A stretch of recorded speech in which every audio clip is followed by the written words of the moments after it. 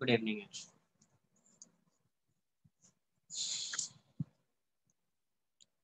इस वीक में friction complete हो जाएगा, होपफुली नेक्स्ट लेक्चर में, है ना।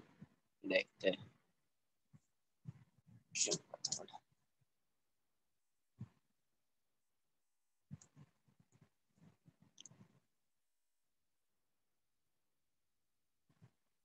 ये ऐसा है,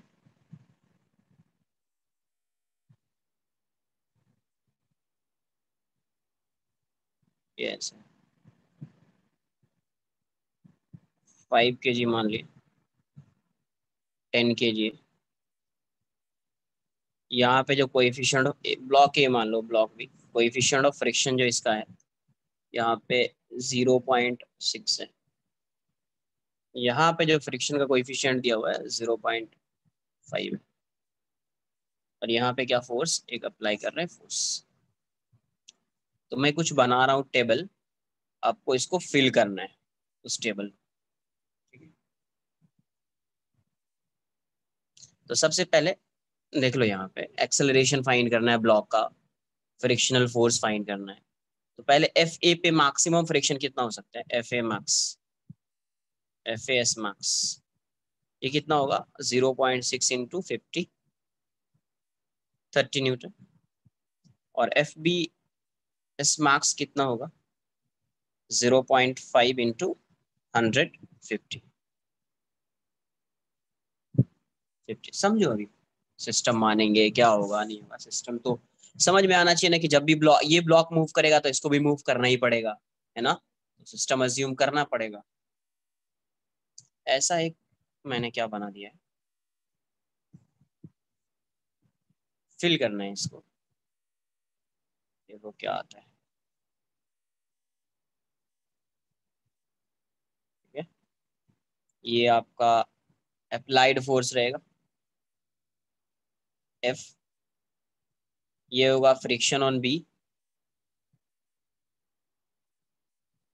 यहाँ पे tension, tension in the string, friction on A, acceleration of block. दोनों का एक्सेलरेशन क्या आएगा, सेम ही होगा, जब भी मूव करेगा दोनों एक साथ मूव करेगा। मान लेते हैं कि यहाँ पे जो फोर्स लगा रहे हैं अपन, ये 25 न्यूटन, ये कितना है 25 न्यूटन। तो आपको बताना है एफ बी की वैल्यू क्या होगी, टेंशन क्या होगा, एफ ए क्या होगा, एक्सेलरेशन क्या होगा।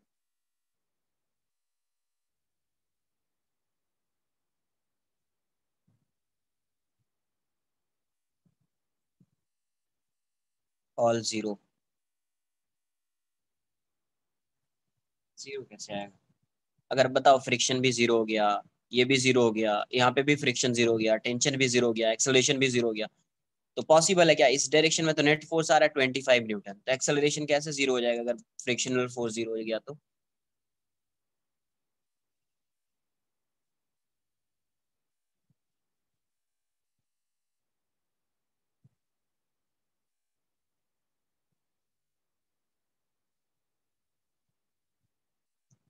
देखो यहाँ पे एक चीज तो क्लियर होनी चाहिए, कि जब ये ब्लॉक पे आप फोर्स लगा रहे हो तो ये ब्लॉक ही सिर्फ मूव नहीं करेगा। जब आप इस ब्लॉक पे फोर्स लगा रहे हैं तो सिर्फ ये ब्लॉक ही मूव नहीं करेगा, जब भी मूव करेगा दोनों एक साथ मूव करेगा। तो इसको कितना फ्रिक्शन चाहिए, मतलब अप्लाइड फोर्स चाहिए मूव कराने के लिए, तो मिनिमम फोर्स जो चाहिए, तो ये 30 और ये 50 है, 80 न्यूटन से ज्यादा चाहिए तभी मूव करेगा, वरना मूव नहीं करेगा। क्लियर है। ऐसा नहीं कि यहाँ पे 50 न्यूटन है तो 50.1 न्यूटन लगाया तो ये तो एक्सेलरेट कर जाएगा, वो कभी नहीं होगा। जब भी मूव करेगा तो दोनों एक साथ मूव करेगा, दोनों किस, है ना, क्योंकि ये स्ट्रिंग है तो स्ट्रिंग का लेंथ चेंज होगा नहीं। ये अगर एक्स आगे जाएगा तो ये भी कितना आगे जाएगा, एक्स। तो दोनों का एक्सेलरेशन हमेशा जब भी होगा तो सेम होगा, है ना। तो अगर आप फोर्स यहाँ पे लगाओगे तो ये फोर्स किसको ओवरकम करेगा, इसको, इसको फर्स्ट क्वेश्चन कर रहे हैं। ये फोर्स किसको ओवरकम करेगा, यहाँ के फ्रिक्शन को और यहाँ के फ्रिक्शन को। तो जैसे आप 25 न्यूटन का फोर्स लगाओगे, ये 25 न्यूटन जो है इससे इन दोनों के समेशन से क्या है, कम है। इसका मतलब ये ब्लॉक मूव नहीं करेगा, ये ब्लॉक मूव नहीं करेगा। आई बात समझ में। तो मैं अलग से सॉल्व करता हूँ। When F equals to 25 newton. तो F जो है वो क्या है, F is less than F A S max plus F B S max. यही रजिस्टिव फोर्स है दोनों। इन दोनों से ये फोर्स क्या है, कम है। तो इन दोनों फोर्स से अगर ये कम है तो ब्लॉक क्या रहेगा, it means blocks remain at rest, remain at rest, है ना। इसका मतलब acceleration of A equals to acceleration of B equals to 0। तो अब कैसे फोर्स डिस्ट्रीब्यूट होगा यहाँ पे, तो यहाँ पे 25 न्यूटन लगा रहे हैं। यहाँ पे मैक्सिमम फोर्स कितना हो सकता था, 50 न्यूटन। यहाँ पे मैक्सिमम फोर्स कितना हो सकता था, 50। तो 50 नहीं लगेगा, कौन सा कितना फोर्स लगेगा, 25 ही लगेगा। क्या लगेगा, 20। अब किसी को ये लग रहा है कि सर ये क्यों 25 लगाएगा, टेंशन ही लगा लेता, टेंशन ही लगा लेता 25, ये क्यों लगा रहा है। तो टेंशन और फ्रिक्शन में पहले कौन सा फोर्स आएगा, अगर ये हॉरिजॉन्टल प्लेन पे है, किस पे है, if block is placed on horizontal plane then in that case friction comes before tension, friction comes before tension. क्यों, क्योंकि जैसे अगर ये टेंशन है, ये ब्लॉक है, तुम इसको क्या करो, स्लैक भी स्ट्रिंग है तो टेंशन 0 रहेगा, बट आप इसको फोर्स लगा के थोड़ा सा मूव कराओगे तो फ्रिक्शन आ जाएगा, है ना। तो पहले फ्रिक्शन आता है फिर टेंशन आता है। तो इसीलिए यहाँ पे इसका मतलब एफ बी की वैल्यू, एफ बी की जो वैल्यू होगी वो 25 न्यूटन होगी। जैसे एफ बी 25 न्यूटन हो गया तो ब्लॉक ए का, ब्लॉक बी का एफ बी डी बनाएंगे। तो इस साइड आपका एफ लग रहा है जो 25 न्यूटन का है, यहाँ पे फ्रिक्शन लग रहा है एफ बी जो 25 न्यूटन का है। तो यहाँ पे इसका टेंशन क्या हो जाएगा, 0 हो जाएगा। तो टेंशन यहाँ पे एफ बी की वैल्यू हो गई 25 न्यूटन। एक एफ बी हो गया यहाँ पे 25 न्यूटन, टेंशन क्या हो गया, 0। अच्छा टेंशन 0 हो गया तो ए का अगर एफ बी डी बनाएंगे आप, ए का, ब्लॉक ए का, तो यहाँ पे टेंशन आएगा और जितना टेंशन होगा उसके अकॉर्डिंग फ्रिक्शन। ये 0 है तो ये तो मूव ही नहीं कर रहा है, तो ये फ्रिक्शन ए की वैल्यू भी क्या हो जाएगी, 0 हो जाएगी। तो ये 0 हो जाएगा और एक्सेलरेशन 0। आई बात समझ में, एक्सेलरेशन 0 हो जाएगा। फर्स्ट पार्ट क्लियर है सबका। सेकेंड, एफ बी की वैल्यू को मैं 75 न्यूटन कर देता हूँ। कितना, 75 न्यूटन। तो अब क्या होगा, तो अभी भी ये क्या है, F S max plus F B S max से कम है ना। ये वैल्यू यहाँ पे कितनी आएगी, 50, यहाँ पे 30 है और यहाँ पे 50 है, यहाँ पे 30 है और यहाँ पे 50 है ना। तो यहाँ पे 30 और यहाँ पे 50 है, इसका मतलब क्या है कि अभी भी ये सिस्टम, ये पूरा सिस्टम जो है वो मूव नहीं करेगा। अगर मूव नहीं करेगा मतलब किस में है, रेस्ट में रहेगा। बट रेस्ट में तो रहेगा। अब एफ बी डी बना लेते हैं। तो when F equals to case 2, या ऐसे लिखो ना, when F equals to 75 newton. थोड़ा लाइट कम करने दो, ज्यादा आ रहा है लाइट।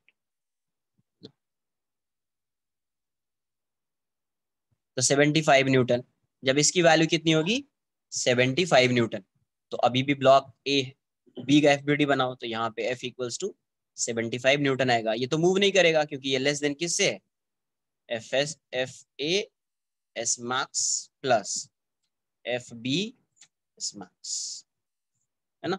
तो यहाँ पे पहले फ्रिक्शन आएगा, तो friction F B S max की वैल्यू 50 है, यहाँ पे 50 आ जाएगा। और बाकी बचा फोर्स को कौन बैलेंस करेगा, टेंशन, है ना। क्योंकि एक्सेलरेशन तो 0 है, इसका एक्सेलरेशन क्या है, 0 है। तो कैसे आएगा, 70 plus 70 equals to 50 plus T. तो यहाँ से टी की वैल्यू कितनी हो जाएगी आपको, 25 न्यूटन। क्लियर है।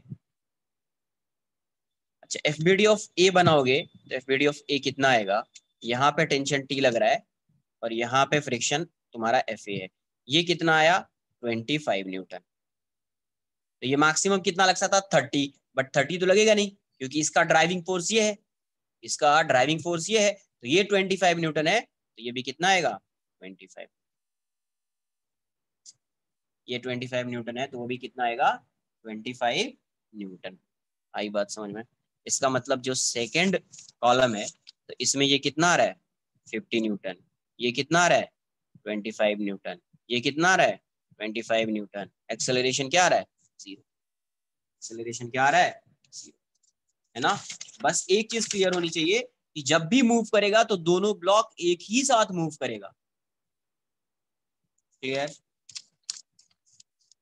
अब यहाँ पे 90 न्यूटन, तो इस केस में तो मूव करना चाहिए, इस केस में तो मूव करना चाहिए इसको। देखो यार,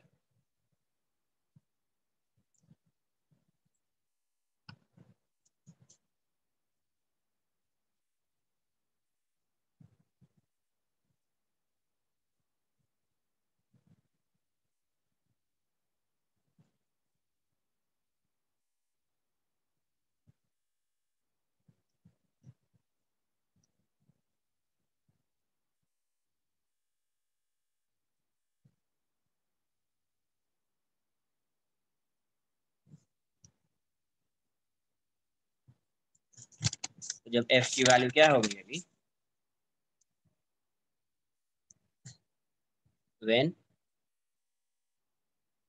एफ इक्वल्स टू 90 न्यूटन, तो अब क्या होगा, दोनों एक साथ मूव करेगा, है ना, क्योंकि ये उसको ओवरकम कर लिया है। तो ये 90 न्यूटन है, ये बी है, ये ए है। तो क्योंकि ओवरकम कर लिया तो यहाँ मैक्सिमम फ्रिक्शन लगेगा, तो यहाँ पे एफ बी एस मैक्स लगेगा, और ये कितना है 50 न्यूटन आएगा। और यहाँ पे कितना आएगा, एफ ए एस मैक्स आएगा, ये कितना आएगा 30 न्यूटन आएगा। तो ऐसा नहीं कि ये 90 है तो ये 50 हो गया तो ये 40 हो जाएगा, अरे अभी एक्सेलरेट करेगा, एक्सेलरेशन ए होगा, है ना। तो नेट फोर्स कितना है, तो 90 minus 50 minus 30 equals to M A total mass. तो 5 प्लस 10, ये कितना आ रहा है 10 इक्वल्स टू 15 ए। तो ए की वैल्यू कितनी आ गई 10/15 2/3 मीटर पर सेकेंड स्क्वायर, मतलब 0.67 मीटर सेकेंड स्क्वायर, 0.67 मीटर पर सेकेंड स्क्वायर।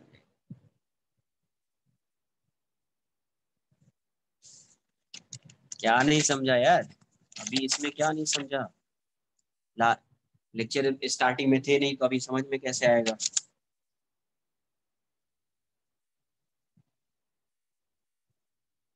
क्या नहीं, किसका क्या पार्ट नहीं समझा ये बोलो।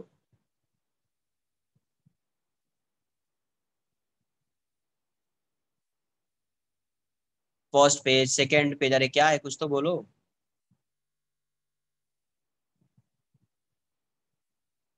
ओके, इसका मतलब कुछ नहीं समझा, है ना। एक बार मैं इसको फिल कर देता हूँ फिर समझ में आएगा। इसका मतलब कुछ नहीं समझा, मुझे ये बताओ। अरे कुछ नहीं है, म्यू दिया हुआ है, ना तो म्यू एस है ना तो म्यू के है, तो मान लेंगे ना यही म्यू एस म्यू के है। बार बार ये बोलना पड़ेगा मुझे कि ये यही म्यू एस है यही म्यू के है। नोट करके एक पॉइंट लिखाया था कभी, if mu is not specified then in that case mu S equals to mu के।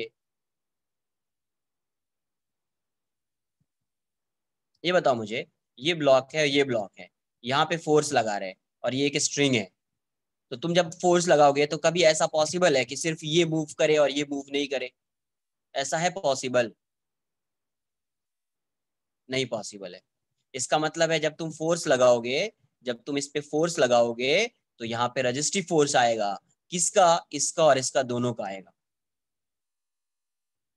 तो ये कब मूव करना स्टार्ट करेगा ये पूरा सिस्टम, जब ये फोर्स, कब ये मूव करना स्टार्ट करेगा, कब ये मूव करना स्टार्ट करेगा, जब ये फोर्स इसके फोर्स को और इसके फोर्स को, यहाँ पे जो फ्रिक्शन लग रहा है और यहाँ पे जो फ्रिक्शन लग रहा है, इसको ओवरकम करेगा। ठीक है, कब ये मूव करना स्टार्ट करेगा, जब ये फोर्स, जब ये फोर्स इसके फ्रिक्शन को और इसके फ्रिक्शन को क्या करेगा, ओवरकम करेगा। तो यहाँ पे फ्रिक्शन की मैक्सिमम वैल्यू कितनी है 30 न्यूटन, यहाँ पे फ्रिक्शन की मैक्सिमम वैल्यू कितनी है 50 न्यूटन। तो इसको मोशन के इस पूरे सिस्टम को एक्सेलरेट कराने के लिए आपको फोर्स की जो रिक्वायरमेंट होगी, that force must be greater then 80 Newton. वो फोर्स क्या होना चाहिए, 80 न्यूटन से ग्रेटर होना चाहिए, otherwise system remains at rest. इतना क्लियर है। तो अब यहां से देखिए, फर्स्ट क्या लिखा, F इक्वल्स टू 25 न्यूटन। तो अब ये बताओ जब F की वैल्यू 25 है, कितना फोर्स चाहिए मूव कराने के लिए, ग्रेटर देन 80 न्यूटन। तो यहाँ पे F 25 है, मतलब F is less then FAS max plus FBS max. इसका मतलब ब्लॉक्स रिमेन एट रेस्ट रहेगा, क्योंकि ये इससे कम है। तो रेस्ट में है तो मतलब एक्सेलरेशन क्या हो जाएगा, 0 हो जाएगा। अब एफबीडी बना लो बी का, तो बी पे यहाँ पे फोर्स लग रहा है 25 न्यूटन, तो यहाँ पे टेंशन आएगा और यहाँ पे फ्रिक्शन आएगा, बट फ्रिक्शन पहले आता है, हॉरिजॉन्टल प्लेन है तो फ्रिक्शन पहले आएगा। तो इस फ्रिक्शन में यहाँ पे मैक्सिमम वैल्यू कितनी थी, 50 न्यूटन। बट आपको पता है कि जो फ्रिक्शन, ये तो मूव नहीं कर रहा है तो स्टैटिक फ्रिक्शन एक्ट करेगा, और static friction is a self adjusting force, is a self adjusting force. तो यहाँ पे 25 न्यूटन है, तो यहाँ पे कितना फोर्स आएगा, 25 न्यूटन आ जाएगा। तो इसका एक्सेलरेशन क्या है, 0 है। अगर एक्सेलरेशन ही 0 हो गया तो नेट फोर्स 0, 25 तो टेंशन की वैल्यू 0 हो जाएगी, टेंशन की वैल्यू 0 हो जाएगी। अब ब्लॉक ए का एफबीडी बनाइए, तो ब्लॉक ए पे इस डायरेक्शन में क्या आएगा, टेंशन आएगा, और इस डायरेक्शन में फ्रिक्शन आएगा। तो ये वैल्यू टेंशन 0 है, इसका एक्सेलरेशन भी 0 है, तो यहाँ ये फोर्स भी क्या हो जाएगा, 0 हो जाएगा। क्योंकि ये 0 है तो ये भी 0 होगा, क्यों, क्योंकि नहीं तो एक्सेलरेशन 0 नहीं हो पाएगा। आई बात समझ में? तो फर्स्ट वाला ये हो गया, क्लियर है? फर्स्ट वाला ये हो गया। सेकेंड वाला देख लीजिए, सेकेंड क्या है, सेकेंड में क्या है, when F equals to 75 newton, तो अभी भी ये 80 न्यूटन से कम है। तो when F equals to 75 newton, तो इसका मतलब ये FS मैक्स और FB मैक्स से कम है, तो ब्लॉक क्या रहेगा, अभी भी ये क्या रहेगा, system remains at rest. Clear है? रेस्ट में है तो FBD बना लेते हैं इसका। तो इसका एक्सेलरेशन तो 0 है, इस साइड लग रहा है 75, और इस साइड मैक्सिमम फ्रिक्शन कितना लग सकता था, 50। तो ये रेस्ट में है तो ये 75 है, ये 50 है, तो ये 25 हो जाएगा, 25 आ गया। FBD ऑफ ए बना लेते हैं। इस साइड कितना लग रहा है टेंशन, 25, यहाँ पे मैक्सिमम फ्रिक्शन कितना लग सकता था, 30 Newton, but self adjusting force है, तो इसको ड्राइविंग फोर्स इसका 25 न्यूटन है, तो फ्रिक्शन भी कितना लगेगा, 25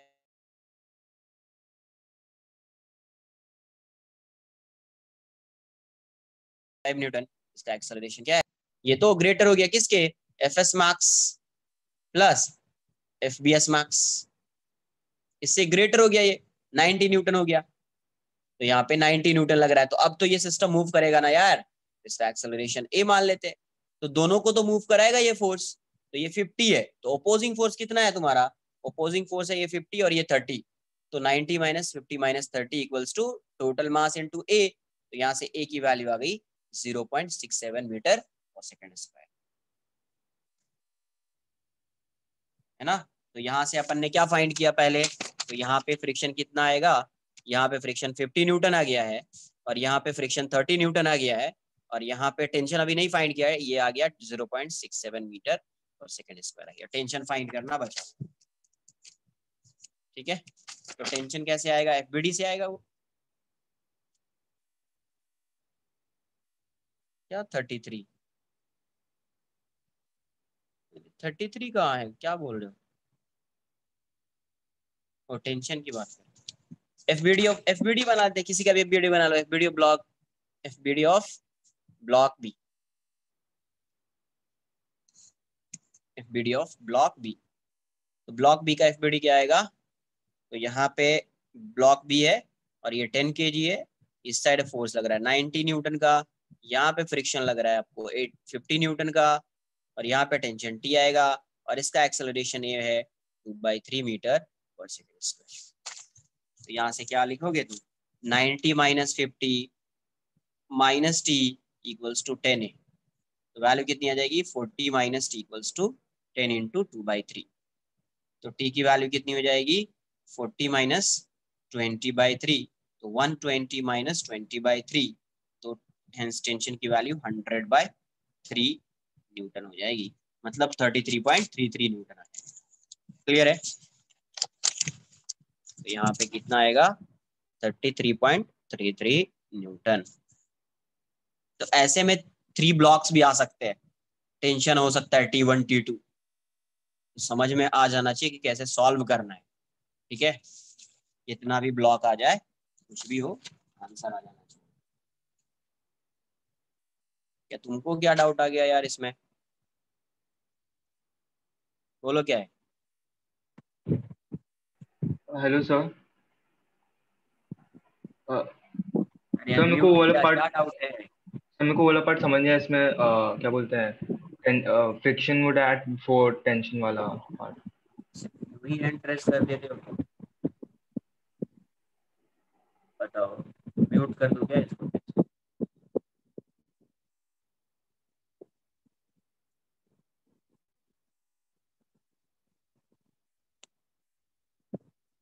अरे मुझे आवाज तो नहीं आ रही, कुछ पूछ रहे हो क्या?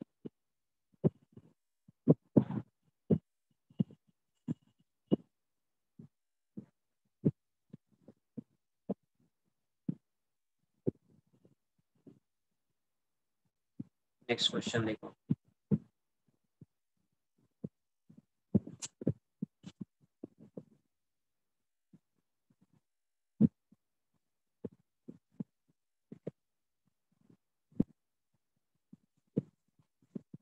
ये टेबल तो लास्ट में फिल किया ना यार मैंने, ये तो लास्ट में फिल किया है, ऐसा नहीं कि पहले ही फिल कर लेना, पता चला कि यूं ही फिल कर लिया है।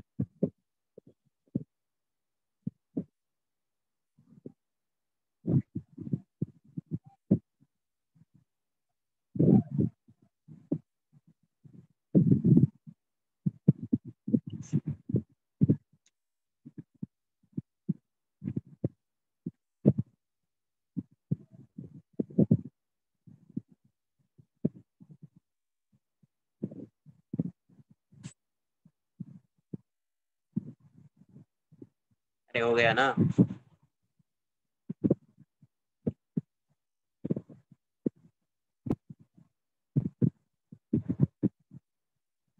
ऐसे ये बताओ इसका एक्सेलरेशन तुम कैसे फाइंड करोगे?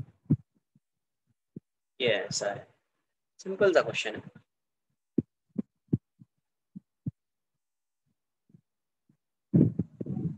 2 kg है,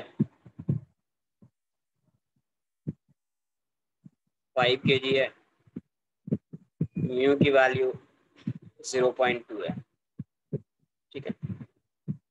find the acceleration of block, find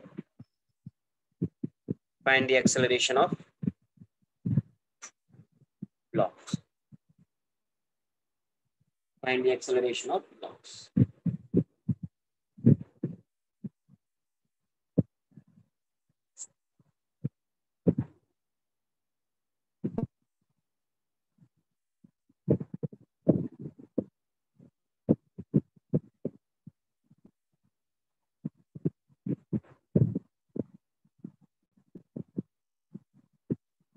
0 आ रहा है, 10/7।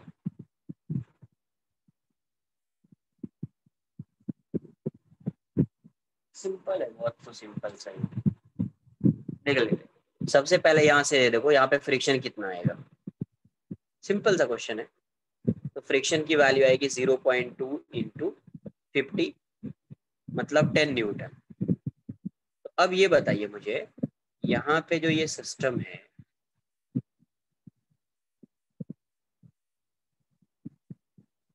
तो यहाँ पे लग रहा है 20 न्यूटन, और यहाँ पे फोर्स कितना लग सकता है, 10 न्यूटन।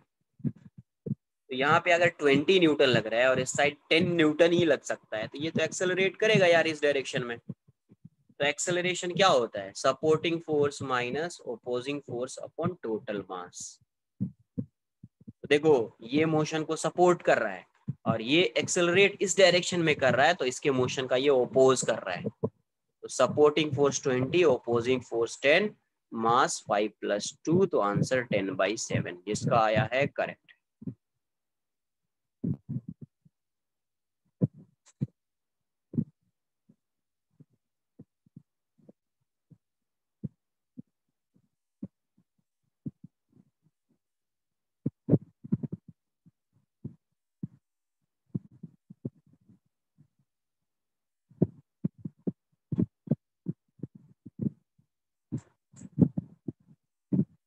डन।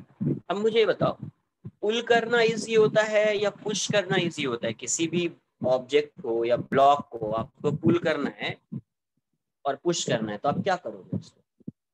पुल और पुश दोनों में से कोई भी आप चूज कर सकते हैं, तो आप क्या करेंगे, पुल करेंगे या पुश करेंगे? ऐसे एक कॉन्सेप्ट। पहले भी पढ़ा हुआ है। तो पुशिंग एंड पुलिंग, बस थोड़ा सा पुल करना इजी है ना, है ना। वो क्यों इजी है थोड़ा सा देख लेते हैं। पुशिंग एंड पुलिंग, ये ब्लॉक है, इसका मास m है, यहाँ पे कोएफिशिएंट ऑफ फ्रिक्शन म्यू है। अब क्या कर रहे हो, अगर आप पुश कर रहे हो तो ऐसा फोर्स लगाओगे,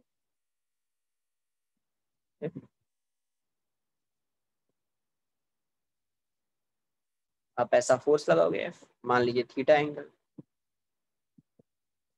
तो इसका दो कंपोनेंट होगा, एक ये और एक ये हो जाएगा F cos थीटा, ये हो जाएगा F sin थीटा। दूसरा इसका mg आएगा डाउनवर्ड डायरेक्शन में, यहाँ पे एक नॉर्मल भी लगेगा। तो नॉर्मल की वैल्यू कितनी होगी, तो n minus M G minus F sine theta equals to 0, sine theta equals to 0। तो यहाँ से नॉर्मल की वैल्यू कितनी हो जाएगी, M G plus F sine theta. तो जैसे आप इस पे फोर्स लगा रहे हो तो फ्रिक्शन इस साइड लगेगा। फ्रिक्शन की वैल्यू क्या हो जाएगी, तो म्यू इंटू एन, तो mu into M G plus F sine theta. अब यहाँ पे पुलिंग, अगर आप पुल करोगे तो क्या होगा, मास एम है, same surface, same force, same angle theta. तो यहाँ पे एक कंपोनेंट आएगा एफ कॉस थीटा, ये कंपोनेंट आएगा एफ साइन थीटा, इस डायरेक्शन में आएगा एम जी, इस डायरेक्शन में आएगा नॉर्मल। तो यहाँ से क्या आ जाएगा, N plus F sine theta equals to M G, है ना।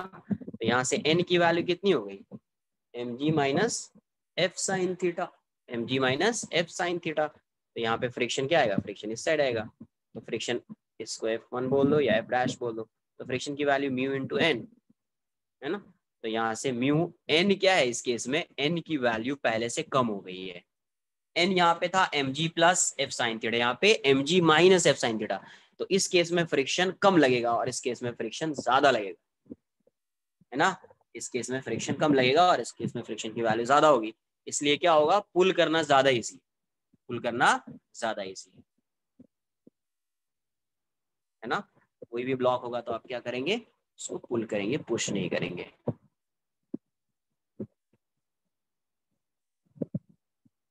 ऐसे ही एक सिंपल सा क्वेश्चन है, इस पे तो नहीं है, नोट करना है।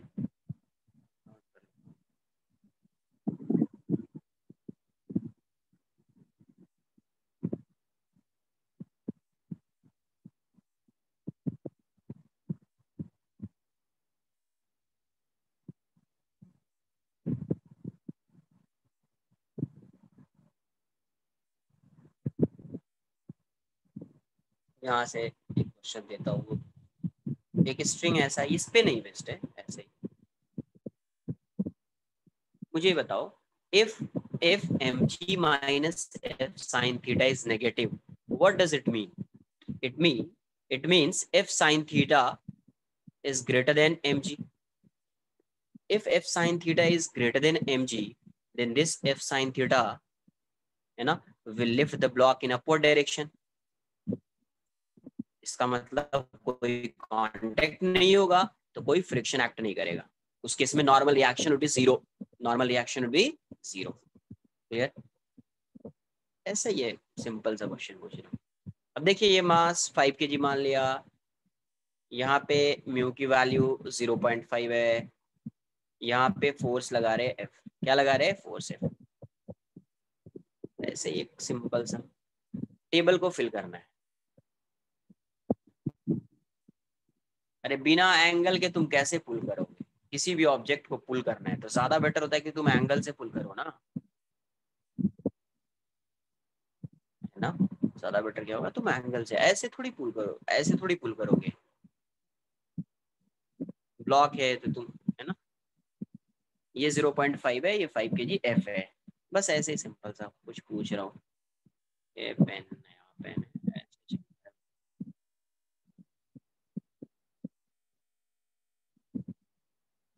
F, friction, tension, acceleration. यहाँ पे आपको एफ है, ये आपका फ्रिक्शन है, ये आपका टेंशन है और ये एक्सेलरेशन है। ऐसे ही पहले ही सॉल्व किया है। बताओ एफ की वैल्यू अगर मैं लिख दूं यहाँ पे, यहाँ से एफ एस मैक्स कितना आएगा, एफ एस मैक्स कितना हो जाएगा 0 पॉइंट लिमिटिंग फ्रिक्शन या एफ एल बोल दो इंटू 50, तो ये आ जाएगा 25 न्यूटन। मान लेते हो एफ की वैल्यू 10 न्यूटन है, फिर 20 न्यूटन है और फिर 30 न्यूटन है। तो इस यहाँ पे पहले फ्रिक्शन और टेंशन में क्या आएगा, हॉरिजॉन्टल प्लेन है। In case of horizontal plane friction comes before tension, friction comes before tension, है ना। तो देखो यहाँ से 10 न्यूटन है, ये मूव नहीं करेगा क्योंकि यहाँ पे 25 न्यूटन है ना। तो ये मूव नहीं करेगा, तो यहाँ पे कितना आएगा 10 न्यूटन आएगा। ये 10 है तो ये वाली वैल्यू टेंशन 0 हो जाएगी और ये कितना हो जाएगा 0 हो जाएगा। 20 न्यूटन है तो भी मूव नहीं करेगा, ये 20 न्यूटन आ जाएगा, ये 0 हो जाएगा, ये भी 0 आ जाएगा। अब मान लो 30 न्यूटन है तो ये कितना रहेगा, ये तो 25 ही रहेगा, ये 25 ही रहेगा और ये कितना आ जाएगा। वेरी गुड, यही तो मैं सोच रहा था कि यहाँ 30 लगाऊं तो ये 25 कर दो, टेंशन को तुम 5 कर दो, तो एक्सेलरेशन को कितना करोगे 0। एक्सेलरेशन का मूव थोड़ी करेगा, ये आगे थोड़ी जाएगा, एक्सेलरेशन 0। मान लो ये 40 होता तो ये 25, ये 15, ये 0। ये बात समझ में,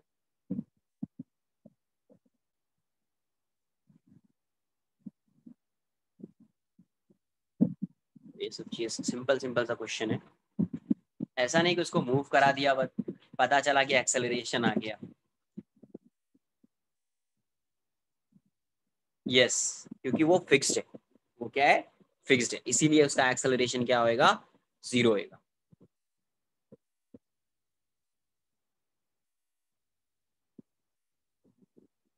नेक्स्ट क्वेश्चन ऐसा है, मान लीजिए ये ब्लॉक है, इसका मास m, यहाँ पे कोएफिशिएंट ऑफ फ्रिक्शन म्यू, ये फोर्स लगा रहे हैं F, ये एंगल है थीटा। क्वेश्चन में पूछा गया find the minimum value of force, minimum value of force, find the minimum value of force required to move a block,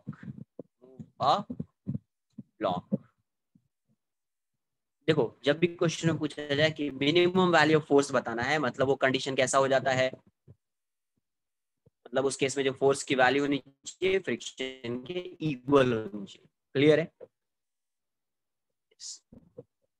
marks होगा और वो किसके इक्वल होगा, ड्राइविंग फोर्स के इक्वल हो जाएगा।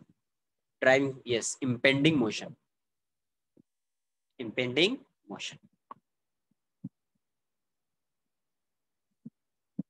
नोट कर लीजिए, I don't think so.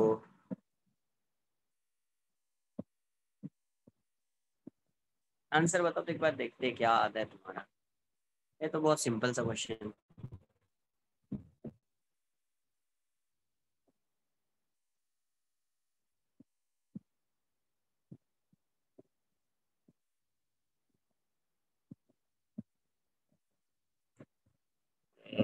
Note करो, आंसर बताओ तुम इसका, ठीक है। अरे सबका हो रहा है क्या,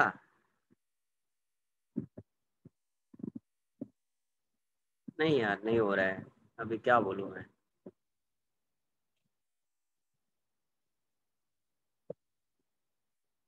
ठीक है, इसका आंसर बताइए।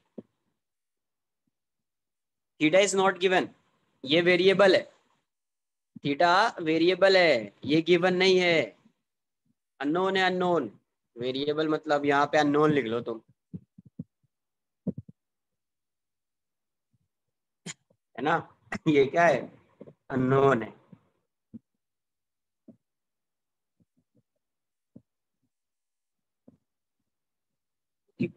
थीटा के टर्म्स में नहीं चाहिए मुझे, थीटा के टर्म्स में आंसर नहीं चाहिए, ये वेरिएबल है, अननोन है, थीटा की वैल्यू कुछ भी हो सकती है, बट मिनिमम फोर्स के लिए थीटा की वैल्यू क्या होगी वो भी फाइंड करना होता है, वो भी फाइंड करना होता है।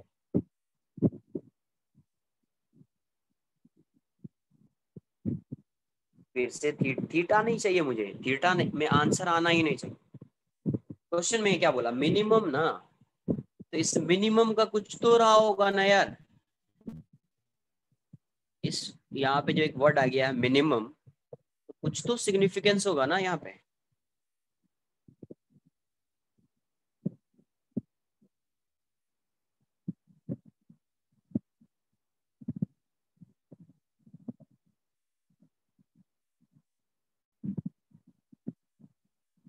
नहीं नहीं, देखो यहाँ पे सबसे पहले नॉर्मल जैसे सॉल्व करते हैं वैसे मैं सॉल्व करता हूँ इसको। जैसे सॉल्व करते हैं,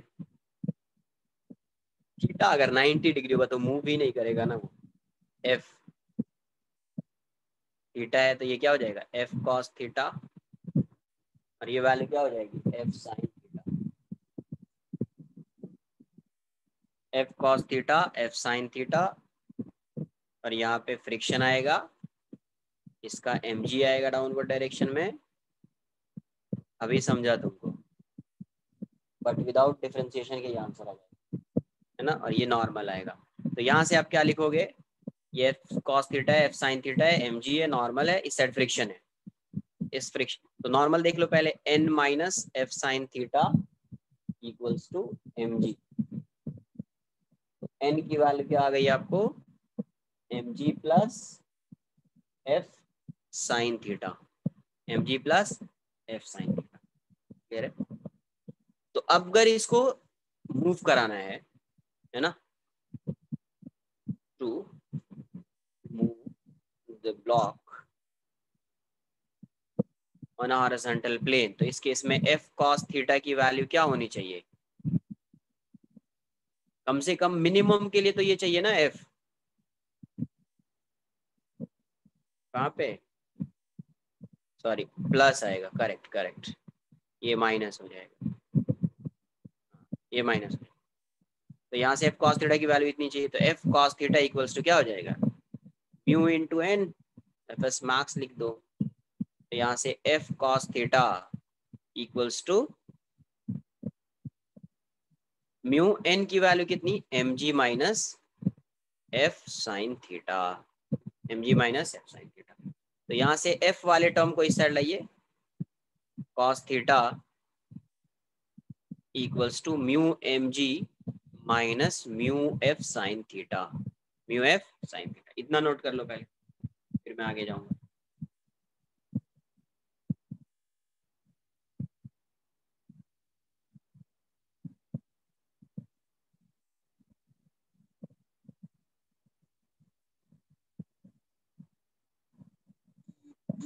डन। तो यहाँ से देखिए, एफ को एक साइड लाते हैं, एफ को एक साइड लाते हैं, तो F cos theta plus mu F sine theta equals to क्या आएगा, म्यू एम जी। तो यहाँ से एफ की वैल्यू क्या हो जाएगी, cos theta plus mu sine theta equals to mu M G. तो एफ कितना आ गया आपका, ये हो गया mu M G by cos theta plus mu sine theta, ये आएगा एफ। ये क्या आएगा, एफ। तो अब एफ की क्या चाहिए, मिनिमम वैल्यू। तो क्या इसके मिनिमम होने के लिए इसके डिनोमिनेटर को मैक्सिमम होना पड़ेगा, और इसकी मैक्सिमम वैल्यू पता है, A sine theta plus B cos theta की maximum value under root coefficient of cos theta plus coefficient of sine theta. F minimum कितना आ जाएगा, तो mu M G by under root 1 square plus square. हो गया question खत्म, यही answer आ गया,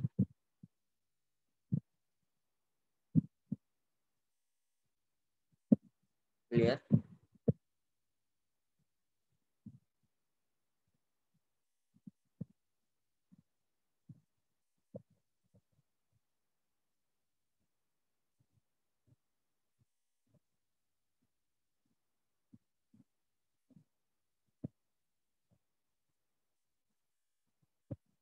नेक्स्ट क्वेश्चन,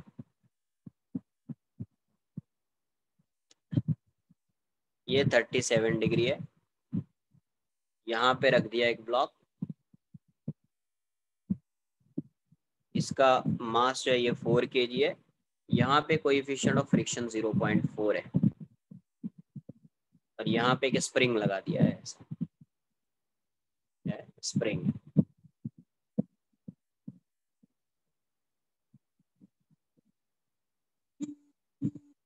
क्वेश्चन में ये बोला है the block is released, the block is released from a position, block is released from a position where the spring is stressed by x, when the spring is where the block is released from a position where the spring is stressed by x। कहाँ से release करेंगे, जहाँ पे उसमें extension कितना है, x का है। Find the frictional force, find the frictional force acting on the block if first x equals to 20 centimeter, second x equals to 30 centimeter, third x equals to 24 centimeter। Try करो एक बार, देखो कि k की value given है, k equals to 100 newton meter, k equals to 100 newton per metre.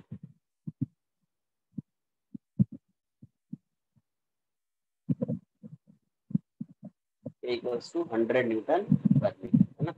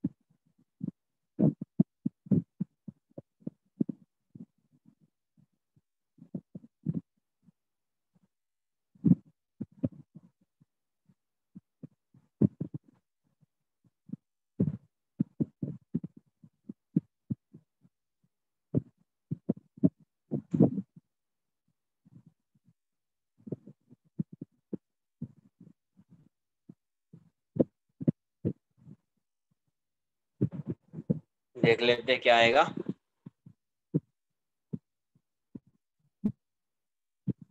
तो सबसे पहले उसमें kx की वैल्यू देख लेते हैं ना। फर्स्ट केस में fs कितना आ जाएगा, तो kx के कितना है 100, x की वैल्यू कितनी थी, x कितना था पहले केस में 20 ना, 20 30 एंड 24, 20 मतलब 0.2, ये कितना आएगा 20 न्यूटन हो जाएगा। पहले केस में ये आ गया है। तो अब इस ब्लॉक का एफबीडी अगर आप बनाओगे, इंक्लाइंड प्लेन पे ये ब्लॉक है, तो यहाँ पे आएगा mg sin 37। तो ये ब्लॉक है, m कितना है इसका 4 × 10 sin 37 इज 3/5, 24 न्यूटन हो जाएगा। और ये कितना है, kx इस डायरेक्शन में लग रहा है 20 न्यूटन। तो अभी इसकी टेंडेंसी किस डायरेक्शन में आने की है, तो इसकी टेंडेंसी है डाउनवर्ड डायरेक्शन में आने की, है ना। तो फ्रिक्शन इस डायरेक्शन में लगेगा।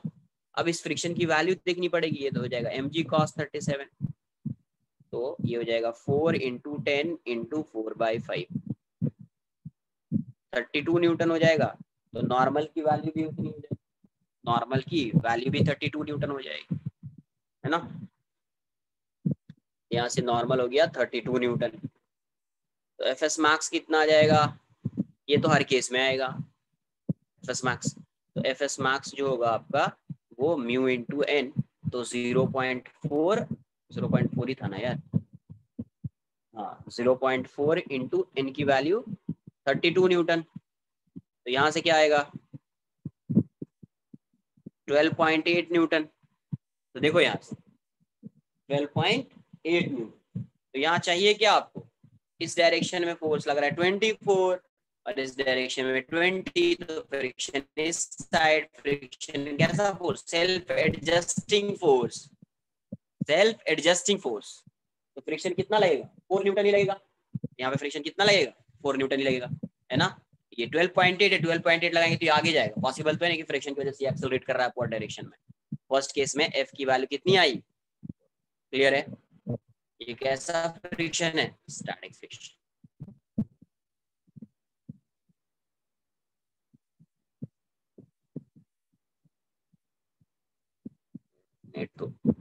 नेट तो सही चल रहा है मेरा यार, एक मिनट, नेट तो सही चल रहा है, बट आ तो मैक्सिमम लोगों को रहा है, तो हो सकता है प्लीज कैसे हो गया स्क्रीन, ओके हो गया था, हो सकता है हो सकता है हो सकता है। देखो यहाँ पे क्या है, फर्स्ट केस में एफ की एक्स की वैल्यू कितनी है 20 सेंटीमीटर, तो एफ एस कितना हो जाएगा 100 इंटू 0.2 20 न्यूटन। तो ये इस डायरेक्शन में है, तो ये वाला फोर्स, क्योंकि यहाँ पे एक्सटेंशन हो रहा था, एक्सटेंशन में फोर्स किसके टुवर्ड्स लगता है, स्प्रिंग के टुवर्ड्स लगता है। तो यहाँ पे फोर्स जो है स्प्रिंग के टुवर्ड्स लगेगा तो ऐसा जाएगा, स्प्रिंग के टुवर्ड्स लगेगा तो ऐसा जाएगा, है ना। तो यहाँ से, तो ये तो हो गया 24, ये हो गया 20, तो अभी इसकी टेंडेंसी है डाउनवर्ड डायरेक्शन में आने की, तो फ्रिक्शन इस पे इस डायरेक्शन में लगेगा। तो पहले फ्रिक्शन की मैक्सिमम वैल्यू फाइंड कर लेते हैं। एफ एस मैक्स कितना हो जाएगा, म्यू इनटू एन, ये हो जाएगा कितना 12.8। तो 12.8 तो बहुत ज्यादा है यार, तो उतना तो लगेगा नहीं। कितना लगेगा यहाँ पे फोर्स 4 न्यूटन, क्योंकि 24 है तो ये बैलेंस करेगा, तो 20 प्लस 4 24, तो एफ की वैल्यू 4 न्यूटन हो जाएगी। और ये कैसा फ्रिक्शन होगा, तो स्टैटिक फ्रिक्शन। ये कैसा फ्रिक्शन होगा, तो स्टैटिक फ्रिक्शन होगा। सेकेंड केस, एक्स की वैल्यू कितनी है 30, तो एक्स अगर 30 है तो एफ एस कितना हो जाएगा, स्प्रिंग फोर्स कितना हो जाएगा के इंटू एक्स, तो 100 इंटू 0.3 कितना आएगा, ये 30 न्यूटन आएगा। तो ये 30 न्यूटन आ रहा है, तो ब्लॉक का एफबीडी बना लीजिए आप। तो यहाँ पे आ रहा था आपका कितना 24 न्यूटन, के एक्स इस डायरेक्शन में कितना 30 न्यूटन, तो फ्रिक्शन किस डायरेक्शन में आएगा, इस डायरेक्शन में आएगा। अभी भी एक्सेलरेट नहीं करेगा ये, क्यों, क्योंकि ये कितना है 12.8 है, तो इजीली जो 6 न्यूटन बच रहा है उस 6 न्यूटन को ये इजीली क्या करेगा, बैलेंस कर लेगा। तो यहाँ पे अभी एफ की वैल्यू कितनी हो जाएगी 6 न्यूटन, एफ की वैल्यू कितनी हो जाएगी 6 न्यूटन। और ये भी कैसा फ्रिक्शन होगा, ये भी कैसा फ्रिक्शन, स्टैटिक, स्टैटिक फ्रिक्शन होगा।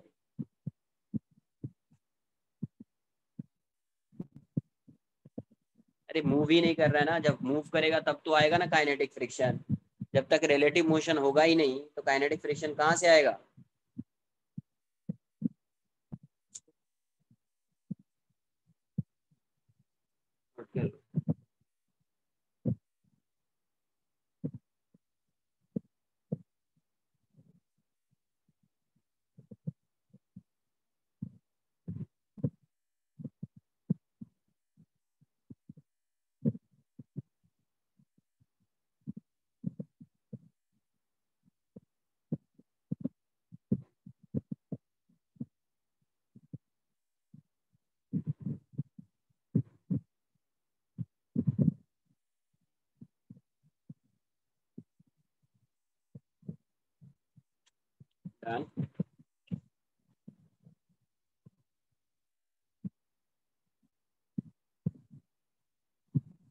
थर्ड में क्या था, एक्स की वैल्यू 24 सेंटीमीटर है, तो एफ एस कितना आ जाएगा के एक्स 100 इंटू 0.24, ये 24 न्यूटन हो जाएगा।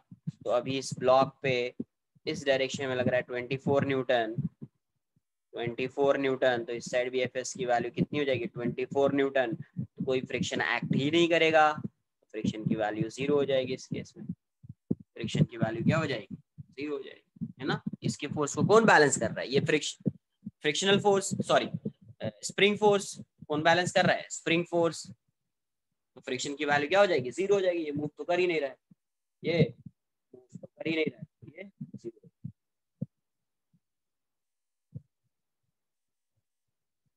वो भी फाइंड कर लो, कुछ मान लो ये 24 है, ये 24 है, ठीक है। मान लो ये इस साइड कितना फोर्स होना चाहिए, तो एक साइड 24 है। अब यहाँ पे मान लो 24 प्लस 12.8 13.6, तो 13.6 से ज्यादा फोर्स आ जाएगा ये वाला, तो ये एक्सेलरेट करेगा। 13 पॉइंट से ज्यादा फोर्स आ जाएगा तो ये क्या करेगा, एक्सेलरेट करेगा। 13.8, 13.8 से ज्यादा हो जाएगा। क्यों यूज करेंगे ये बताओ पहले। म्यू इंटू एन की वैल्यू क्यों यूज करूंगा मैं।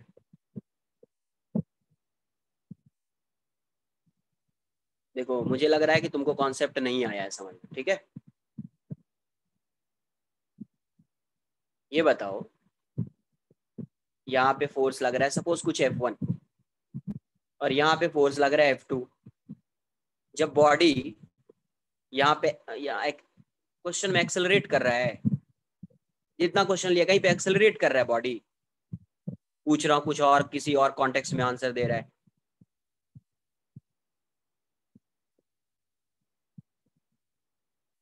अभी जितना केस किया है उसमें कहीं पे एक्सेलरेशन हो रहा है, एक्सेलरेशन जीरो आ रहा है। मुझे बताओ ना, यहाँ पे फोर्स लग रहा है F1, इस साइड फोर्स लग रहा है F2।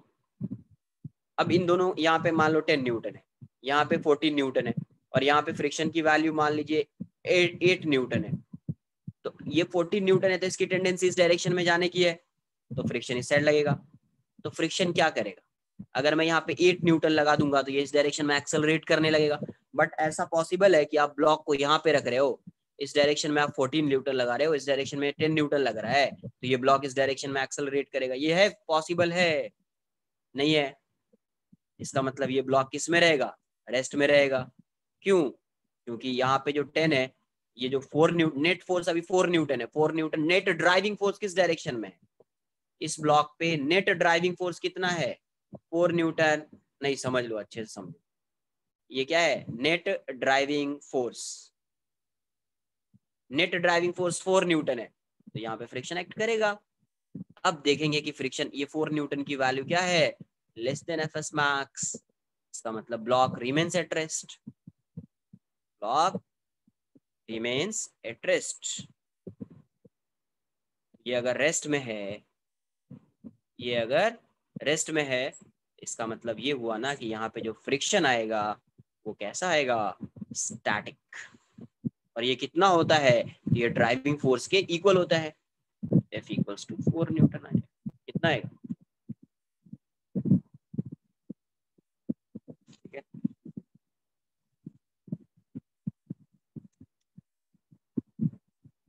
नेक्स्ट,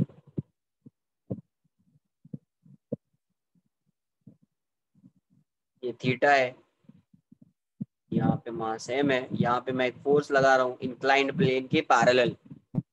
क्वेश्चन में ये बोला है a force F is applied parallel to the incline to keep the block at rest. Find the range of F which will serve the purpose.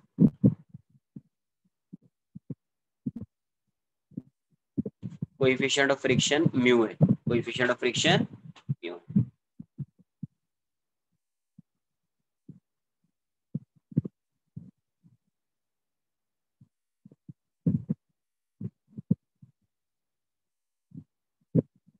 Force लगा रहे हैं पैरेलल इंक्लाइन प्लेन के, तो आप, और ये ब्लॉक किस में रहना है, रेस्ट में रहना है, तो what will be the range of F so that block remains at rest on an inclined plane.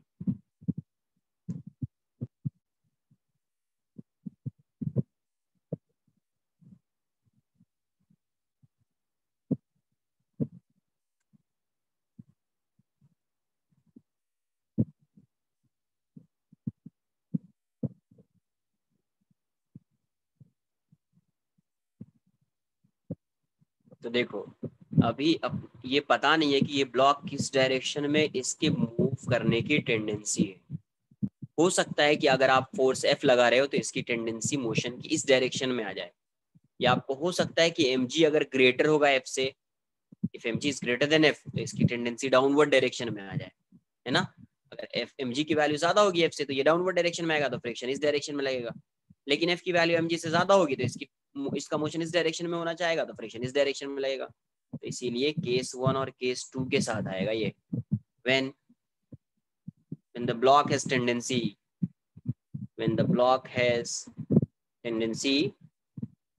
to slide down, जब इस ब्लॉक की टेंडेंसी, क्योंकि यही इंपॉर्टेंट है, इसी से फ्रिक्शन का डायरेक्शन डिसाइड होगा। when the block has tendency to slide down, तो इस डायरेक्शन में कितना आ रहा है mg sin थीटा, यहाँ पे एक फोर्स लगा रहे हैं, यहाँ पे एक नॉर्मल आएगा, यहाँ पे एक फ्रिक्शन आए mg cos थीटा आएगा। अब इसकी टेंडेंसी डाउनवर्ड डायरेक्शन में है, फ्रिक्शन इस डायरेक्शन, इसकी टेंडेंसी मोशन की डाउनवर्ड डायरेक्शन में है, तो फ्रिक्शन अपवर्ड डायरेक्शन में आएगा। ठीक है, अब ये ब्लॉक रेस्ट में है, क्वेश्चन में गिवन है, इसकी वैल्यू तो म्यू एन हो जाएगी अभी। तो ये ब्लॉक किस में है, रेस्ट में, क्योंकि मुझे रेंज चाहिए। रेंज का मतलब ये हुआ कि इसकी मैक्सिमम वैल्यू कंसिडर करेंगे, मुझे क्या चाहिए रेंज, इसीलिए इसकी मैक्सिमम वैल्यू कंसिडर करेंगे। अब ये रेस्ट में तो नेट फोर्स 0 हो जाएगा, तो F plus F equals to mg sine theta, तो यहाँ से F की वैल्यू क्या हो जाएगी mg sine theta minus F, तो ये क्या हो जाएगा F की value mg sine theta minus mu mg cos theta, यहाँ से mg कॉमन ले लेंगे, sign theta minus mu cos theta, sign theta minus mu cos theta. ठीक है, नोट कर लो।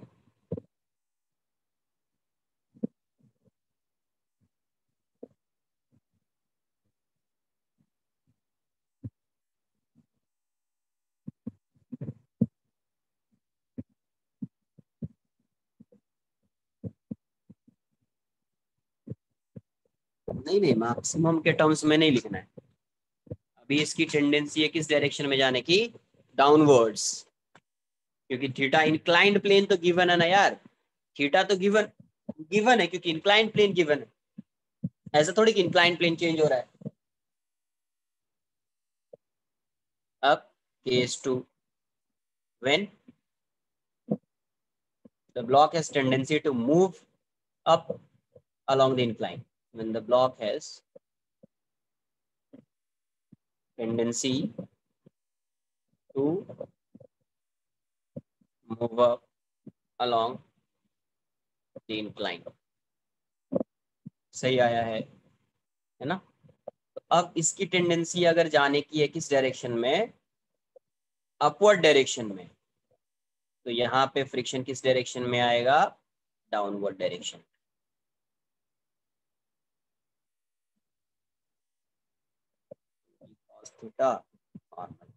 तो अगर अभी भी ये रेस्ट में है, रेस्ट में तो F की वैल्यू क्या हो जाएगी, F plus mg sine theta, F की वैल्यू हो जाएगी, ये F होगा mu N plus mg sine theta. F कितना आ जाएगा, mu mg cos theta plus mg sine theta, F आ जाएगा आपका mg कॉमन ले लीजिए, sine theta plus mu cos theta. तो देखो अब क्या है, अगर इसकी वैल्यू मिनिमम वैल्यू वो थी, यहाँ पे प्लस आ रहा है तो ये मैक्सिमम है, तो वहां से लेकर अगर यहाँ तक लाई कर रही है ना वैल्यू, तो उस केस में क्या होगा, उस केस में वो रेस्ट में रहेगा, ये रेस्ट में रहेगा। ठीक है, तो यहाँ से block remains at rest when F क्या होगा, F is greater than equal to mg into sin theta minus mu cos theta equals to mg into sin theta plus mu cos theta। क्योंकि फ्रिक्शन को maximum लिया है तो friction की value बीच में कुछ भी हो सकती है, मैक्सिमम से कम भी हो सकती है, तो भी रेस्ट में होएगा ही, तो इसीलिए लिमिट यहाँ से यहाँ तक आएगा, तो इसके बीच में अगर कोई भी वैल्यू होगी, ये वैल्यू को भी इंक्लूड कीजिए, और इसके बीच में कोई भी वैल्यू आएगी, तो उस केस में ये ब्लॉक किस में रहेगा, ये ब्लॉक किस में रहेगा। क्लियर है, आई बात समझ में।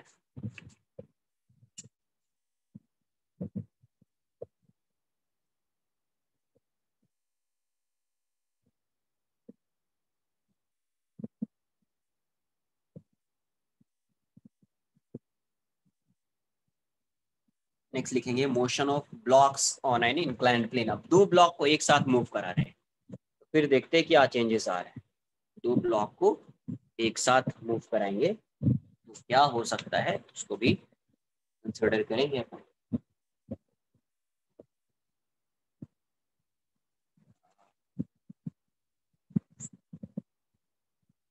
नोट कर लो इसको। नहीं नहीं अभी नहीं, वो तो नेक्स्ट लेक्चर में आएगा। ब्लॉक ओवर ब्लॉक वाला नेक्स्ट लेक्चर में आएगा। तुमने कहाँ से पढ़ लिया ब्लॉक ओवर ब्लॉक, नहीं जम रहा है। नहीं, क्या बोला है अभी, क्या क्वेश्चन बोला है सॉल्व करने के लिए। फ्रिक्शन का क्वेश्चन अभी छोड़ो ना, जहाँ पे ब्लॉक हो, जितना पढ़ाया है उतना ही ट्राई करो। क्वेश्चन जहाँ पे आ जाए ब्लॉक ओवर ब्लॉक प्रॉब्लम, उसको छोड़ दीजिए। फ्रिक्शन का कॉन्सेप्ट अभी कहीं पे मैंने बताया है वो, नहीं नहीं अरे बताया ही नहीं है तो, वो तो डायरेक्शन बताया है सिर्फ, मैंने कुछ नहीं बताया है। अरे डायरेक्शन डिसाइड कर रहे थे कि डायरेक्शन ऑफ फ्रिक्शन, देखो उस पे क्या हेडिंग लिखा हुआ है उस टॉपिक के ऊपर, डायरेक्शन ऑफ फ्रिक्शन। डायरेक्शन कैसे फाइंड करेंगे वो बता रहा था। वो सॉल्व करना ही नहीं, अभी पता चला कि तुम सॉल्व करते रह जाओगे, तुमसे आएगा नहीं, फिर सेकेंड डे बोलोगे कि सर ने फ्रिक्शन पढ़ा दिया है, कुछ आ ही नहीं रहा है। खुद से कुछ नहीं करना है।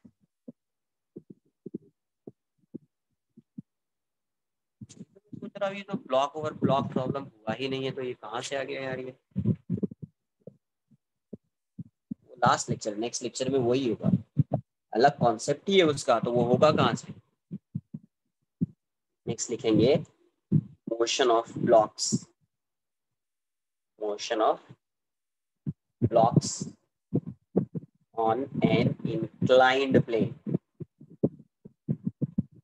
तो पहले एक सिंगल ब्लॉक के बारे में पढ़ रहे थे, यहाँ पे डबल ब्लॉक है। अब ये ऐसा है थीटा पे, ये ब्लॉक है, ये दूसरा है, मान लीजिए ब्लॉक ए ब्लॉक बी, इसका मास m1, इसका मास m2, यहाँ पे कोएफिशिएंट ऑफ फ्रिक्शन μ1 और इसके कॉन्डेंस सरफेस में कोएफिशिएंट ऑफ फ्रिक्शन μ2।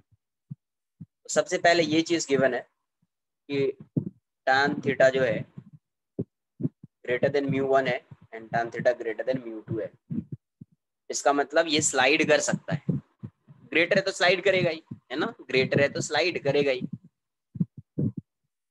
अगर स्मॉलर होता तो रेस्ट में होता, ये गिवन है। तो मैं क्या करता हूँ, ऐसे समझो, मैं क्या करता हूँ, इसका एक्सेलरेशन a1 मान लेता हूँ और इसका एक्सेलरेशन a2 मान लेता हूँ। सेम भी हो सकता है, वैसा कुछ नहीं है कि सेम नहीं होगा, ऐसे एज्यूम कर लिया मैंने। अब मुझे ये बताओ, अगर if a1 is greater then a2, if a1 is greater then a2, तो क्या a और b कॉन्टेक्ट्स में रहेंगे क्या? नहीं। इसका मतलब बोथ, हाँ इसका मतलब both blocks have different acceleration, both blocks have different acceleration। Clear? Context में नहीं होंगे, normal reaction between A and B would be zero. अब second case, if a1 is less than a2 या a2 is greater than a1, if a2 is greater than a1, तो इस case में क्या होगा,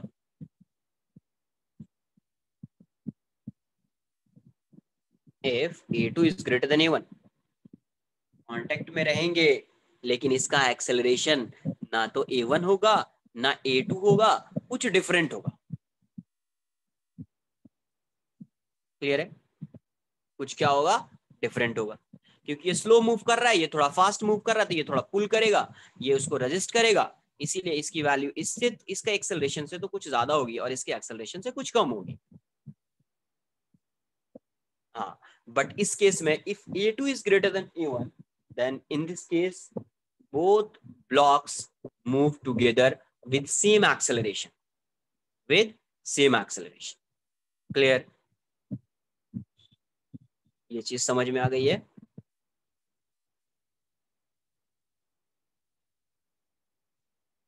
ये दोनों डिफरेंट दिया हुआ है, ये वेरी गुड। मुझे ये बताओ, मुझे पहले ये बताइए कि म्यू जो है या इसके बीच जो फ्रिक्शन है, क्या ये इसी सरफेस पे डिपेंड करता है? इस ब्लॉक का जो ये सरफेस रहा होगा जो इसके कांटेक्ट में है उस पर डिपेंड नहीं करेगा।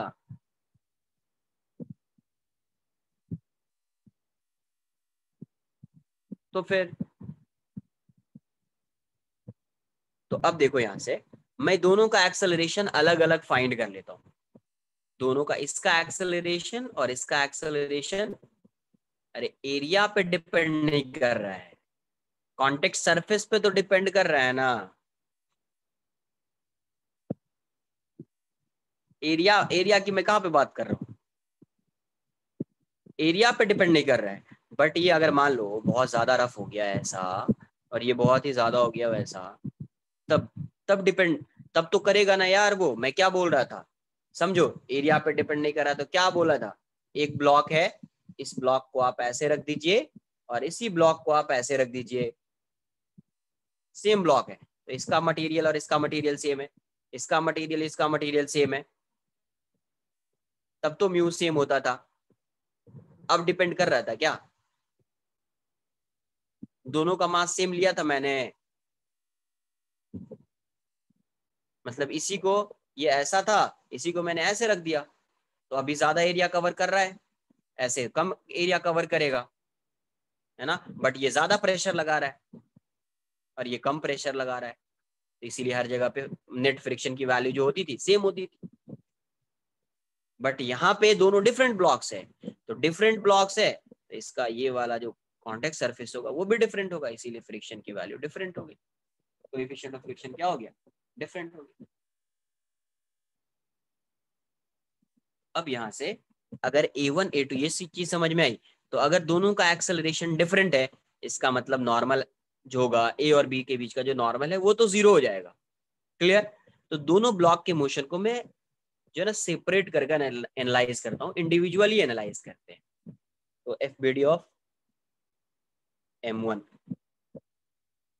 क्योंकि एक्सेलरेशन डिफरेंट है तो कोई नॉर्मल होगा नहीं, M1 हो गया, तो यहाँ पे M1G आएगा साइन थीटा, है ना। और यहाँ पे फ्रिक्शन आएगा आपका, मूव कर रहा है, ये एक्सेलरेट कर रहा है A1, तो यहाँ पे तो म्यू एन होगा, म्यू1 एन, मतलब म्यू1 इंटू M1G कॉस थीटा हो जाएगा। तो एक्सेलरेशन की वैल्यू फाइंड करनी है, इस डायरेक्शन में आ रहा है तो M1G साइन थीटा माइनस म्यू1 M1G cos theta equals to M1 into A1। तो M1 कैंसल आउट हो गया, तो यहाँ से A1 की वैल्यू क्या आ जाएगी, G कॉमन लो, तो साइन थीटा माइनस म्यू1 कॉस थीटा, है ना।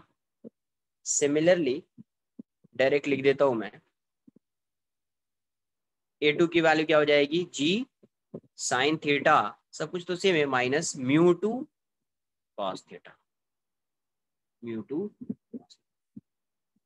अब देखो अगर म्यू ग्रेटर होगा, यहां समझिए, अगर इफ म्यू1 इज ग्रेटर देन म्यू2, सब कुछ सेम है सिर्फ म्यू डिफरेंट है, इफ म्यू1 इज ग्रेटर देन म्यू2 then A2 would be greater than A1। अगर म्यू1 ग्रेटर होगा तो A1 की वैल्यू कम होगी, म्यू1 कम होगा तो A1 की वैल्यू ज्यादा होगी। इफ म्यू1 इज ग्रेटर देन म्यू2 then A1 would be less than A2, क्योंकि सब्ट्रैक्ट कर रहे हैं, है ना। तो उससे मैं रिलेट करूंगा, एक बार नोट कर लीजिए।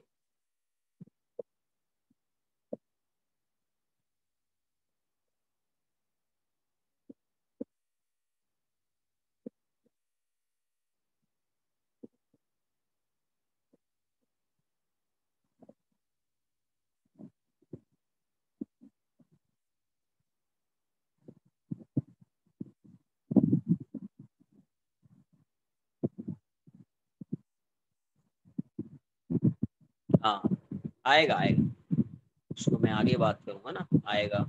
तो पहले फिर भी A1 A2 तुमको अलग से फाइंड करना पड़ेगा ना यार, तभी तो समझ में आएगा कौन सा ग्रेटर है कौन सा स्मॉलर है, तभी तो नॉर्मल आएगा।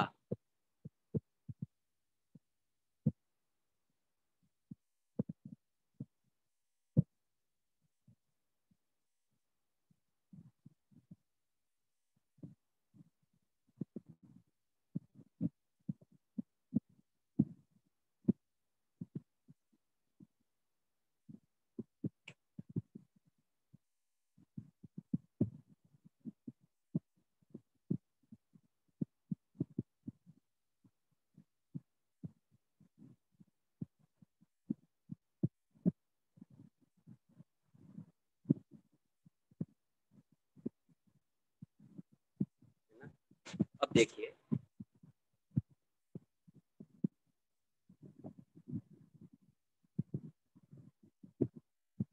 Case 1, when μ1 is greater than μ2, तो अगर ऐसा है देन क्या हो जाएगा, A1 is less than A2। Clear है?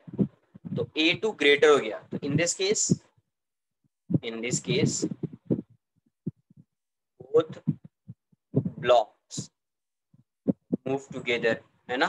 A2 ग्रेटर हो गया, move together with same acceleration, same acceleration. तो जब कभी भी एक्सेलरेशन सेम होता है तो क्या करते हैं, जब कभी भी एक्सेलरेशन सेम होता है क्या करते हैं,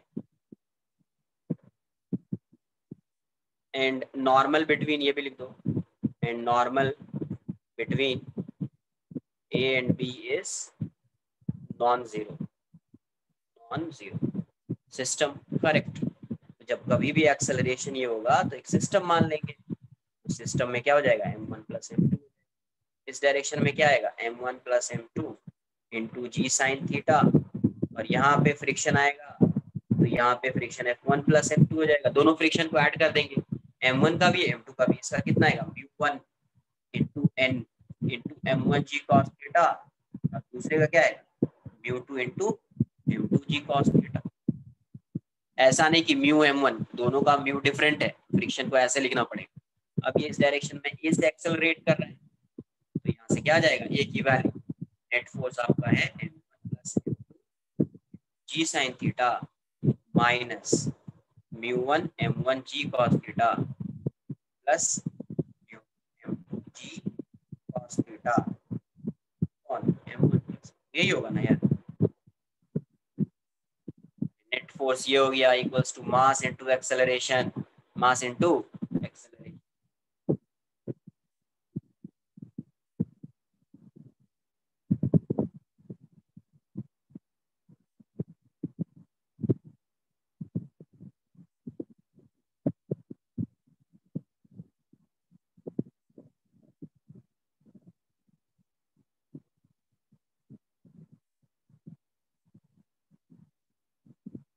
क्लियर है? आई बात समझ में कुछ?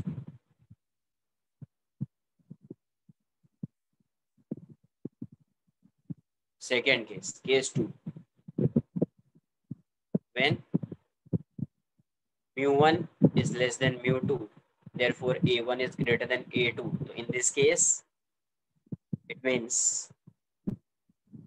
means both block separately with a different acceleration, with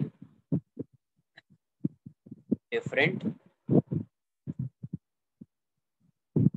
acceleration, with different acceleration and normal reaction, normal reaction भी जीरो। क्या हो जाएगा इस केस में, क्लियर, क्रिस्टल क्लियर होना चाहिए।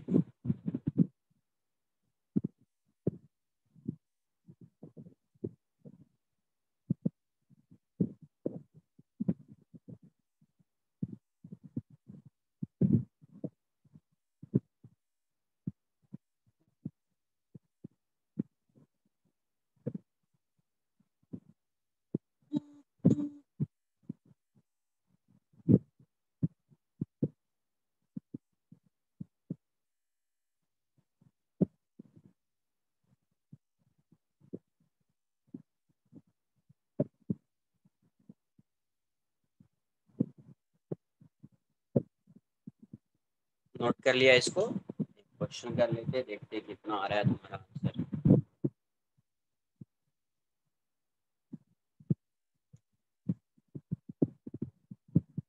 वो तो सिंपल हो जाएगा ना, म्यू 1 है, देखो ना, उस केस में क्या आ जाएगा, म्यू 1 इक्वल्स टू म्यू 2, तो उस केस में दोनों का एक्सेलरेशन क्या हो जाएगा, सेम हो जाएगा। तो दोनों का जब एक्सेलरेशन सेम है तो सिर्फ एक दूसरे के कांटेक्ट में होगा वो, बट नॉर्मल रिएक्शन कुछ नहीं लगाएगा।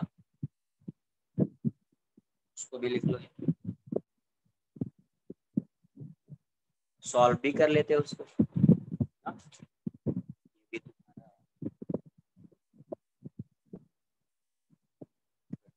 केस 3 भी बना देते हैं आज। कहाँ पे डेसिमल एड करेगा, कैसे करेगा तुम ही बताओ, कैसे करेगा।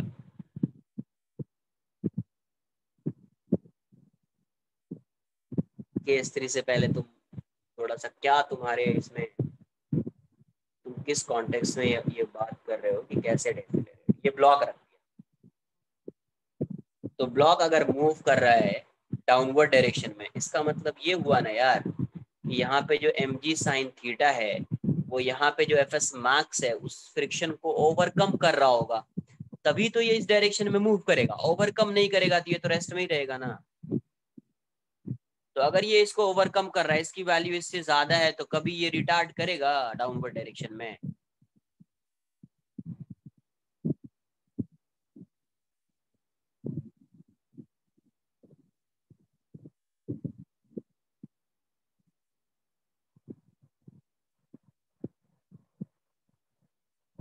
When mu 1 equals to mu, अब म्यू 1 की वैल्यू म्यू 2 के इक्वल है, तो अब देखो a1 की वैल्यू a2 के इक्वल हो जाएगी, एक्सेलरेशन a मान लिया। तो अब देख लीजिए, यहाँ से सॉल्व ही कर लेते हैं, नॉर्मल की बात बाद में समझ में आएगी अपने को।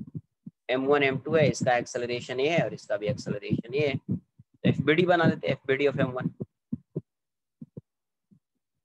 F B D of m1, f1 की एफ बी डी, यहाँ पे नॉर्मल 0 हो जाएगा, है ना, यहाँ पे भी नॉर्मल 0 आ जाएगा। पहले भी एक क्वेश्चन किया है, इसमें फ्रिक्शन नहीं था, तो यहाँ से भी समझ में आना चाहिए, ये इतना आ गया, यहाँ पे फ्रिक्शन कितना आएगा,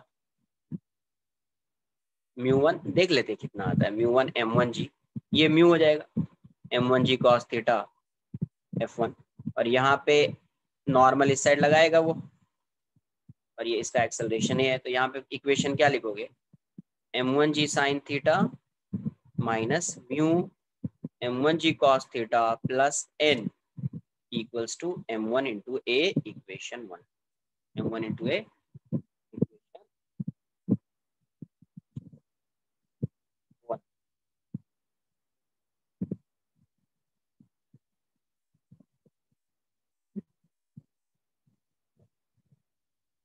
F B D of m2, m2 की जो एफ बी डी होगी, तो ये ऐसा है m2, तो यहाँ पे आएगा m2g साइन थीटा, है ना, और यहाँ पे नॉर्मल इसका इस साइड आएगा, इसकी अगर ये इस डायरेक्शन में एक्सेलरेट कर रहा है तो फ्रिक्शन इस साइड आएगा f2, ये जगह mu m2g cos theta, mu m2g cos theta, है ना।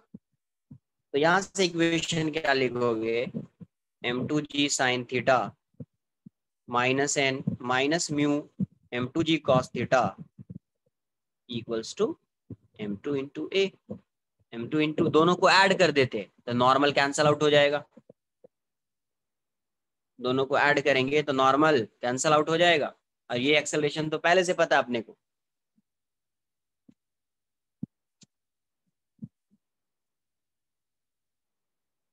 फ्रॉम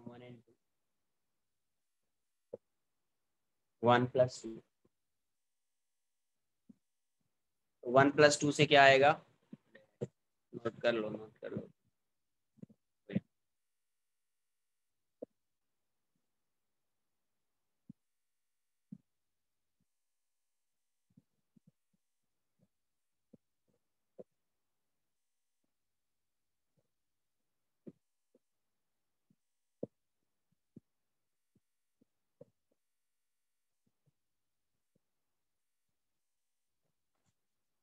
तो एक्सेलरेशन कितना आ जाएगा इसका,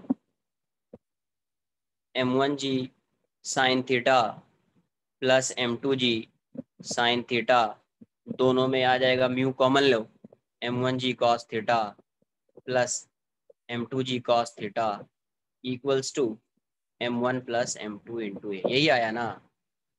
तो यहाँ से क्या आएगा, ए की वैल्यू क्या हो जाएगी, पहले देख लो यहाँ से साइन थीटा, साइन जी साइन थीटा कॉमन ले लेता हूँ मैं, तो यहाँ से क्या आ जाएगा m1 प्लस m2, यहाँ से mu G common, G cos theta क्या आ जाएगा m1 plus m2 equals to m1 plus m2 into A, ये कैंसल आउट हो जाएगा। तो यही वैल्यू आ रही थी ना पहले, जी कॉमन लो, sine theta minus mu cos theta, यही आ रहा था ना, म्यू की जगह पे म्यू 1 आ गया, कोई चेंज आ रहा है क्या, नहीं आ रहा। अब नॉर्मल फाइंड करना है तो किसी भी इक्वेशन में पुट कर दीजिए, from equation 1, from equation 1, equation 1 में क्या था, m1g sine theta plus n minus mu m1g cos theta equals to m1 into A. तो यहाँ से क्या आएगा m1g sine theta plus n minus mu m1g cos theta equals to m1g sine theta minus mu m1g cos theta, cancel हो गया सब।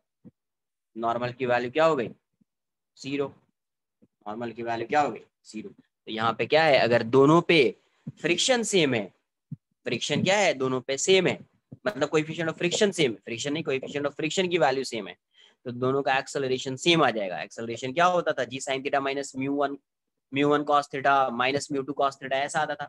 तो mu 1 की जगह पे आप म्यू रख दो, म्यू2 की जगह पे म्यू रख दो, लेकिन वो फॉर्मूला जो आया था तो उसमें नॉर्मल रिएक्शन अपन ने 0 लिया था, तो इसकी वैल्यू जब ऐसी आ रही है इसका मतलब यहाँ पे भी नॉर्मल 0 ही हो जाना था।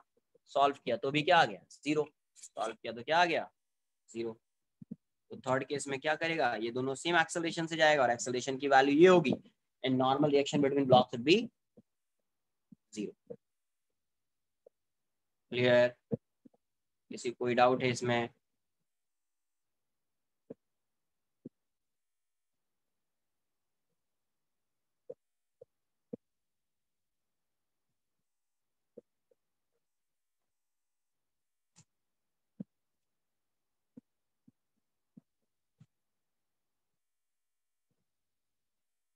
नेक्स्ट एक क्वेश्चन कर लेते हैं इस पे,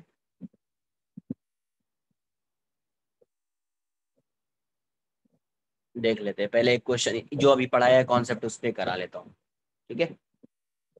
रिमाइंडर तो सही दिया है, लेकिन अगर ये नहीं बताता तो फिर क्वेश्चन में करा देता, बट अभी जो कॉन्सेप्ट पढ़ा है उस पर क्वेश्चन कराना पड़ेगा। ये ऐसा है, ये 37 डिग्री है, यहाँ पे ये ब्लॉक 1 है, ये ब्लॉक 2 है। m1 की वैल्यू 4 kg है और m2 की वैल्यू 6 kg है।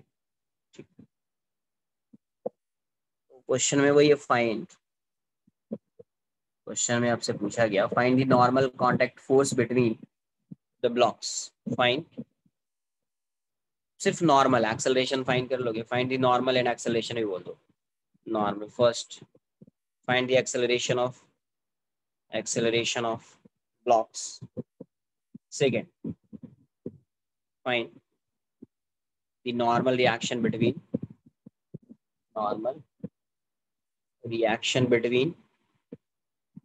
ब्लॉक 1 एंड 2, ब्लॉक 1 एंड, ठीक है ब्लॉक 1 एंड। अब ये दिया हुआ है, यहाँ पे म्यू 1 है और यहाँ पे म्यू 2 है, यहाँ पे क्या है म्यू 1 है और यहाँ पे म्यू 2 है। म्यू 1 की वैल्यू दी हुई है 0.9 और म्यू 2 दिया हुआ है 0.7, म्यू 2 कितना दिया हुआ है 0.7।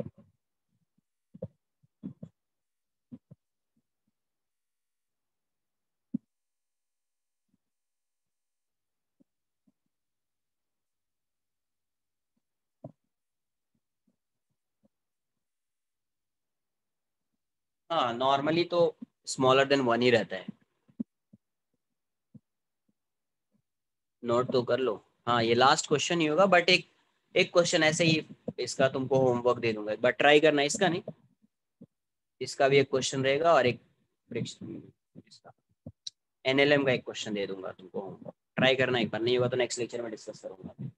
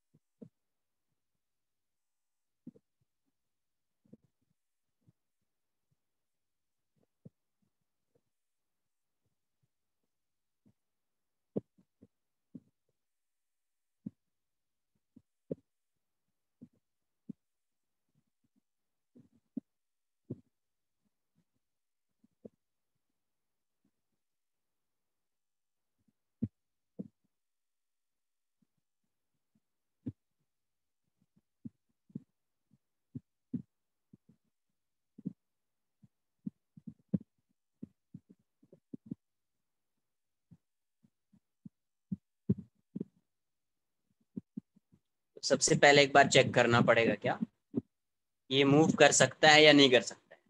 तो tan थीटा की वैल्यू कितनी है, tan थीटा इज 3/4, तो 0.75 क्या है, 0.75।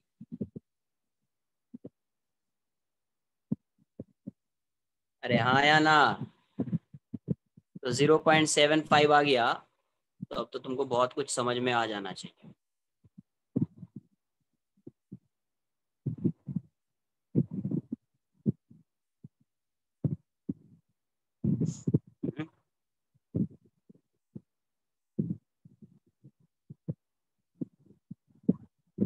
ये क्या है, tan थीटा 0.75 है और ये 0.9 है, तो यहाँ से tan थीटा क्या है, tan theta is less then mu 1, theta is less then mu 1, मतलब theta is less then tan inverse mu 1 है, तो ये खुद से तो एक्सेलरेट नहीं करेगा ये, and tan theta is greater then mu 2, मतलब theta greater then mu tan inverse. तो अब ये अगर ये सिर्फ ब्लॉक होता ना, यहाँ पे ये सिर्फ ब्लॉक होता ब्लॉक 1, ये ब्लॉक 2 नहीं होता, तो ब्लॉक 1 किस में होता, रेस्ट में होता, ब्लॉक 1 किस में होता, रेस्ट में, देख रहे हो ये वैल्यू आ गई ना, तो ये रेस्ट में होता, बट ब्लॉक 2 क्या कर रहा है, इसकी ये तो स्लाइड करेगा, मतलब ये एक्सेलरेट करेगा, ये एक्सेलरेट करेगा तो इसको भी एक्सेलरेट कराएगा, ये एक्सेलरेट करेगा तो इसको भी एक्सेलरेट कराएगा। आई बात समझ में। तो यहाँ से अगर देख लो ये ऐसा है, तो A1 की वैल्यू आ गई 0 और A2 की वैल्यू नॉन जीरो होगी, तो यहाँ से A2 ग्रेटर हो गया A1 के, तो A2 जब ग्रेटर होता है सा फोर्स लगेगा, क्या लगेगा, बोलना क्या चाह रहे हो, अरे कौन सा फोर्स, नॉर्मल क्या बोलना चाह रहे हो, फोर्स मतलब कौन सा फोर्स, फोर्स तो बहुत सारा लग सकता है, तुम किस फोर्स के बारे में बात कर।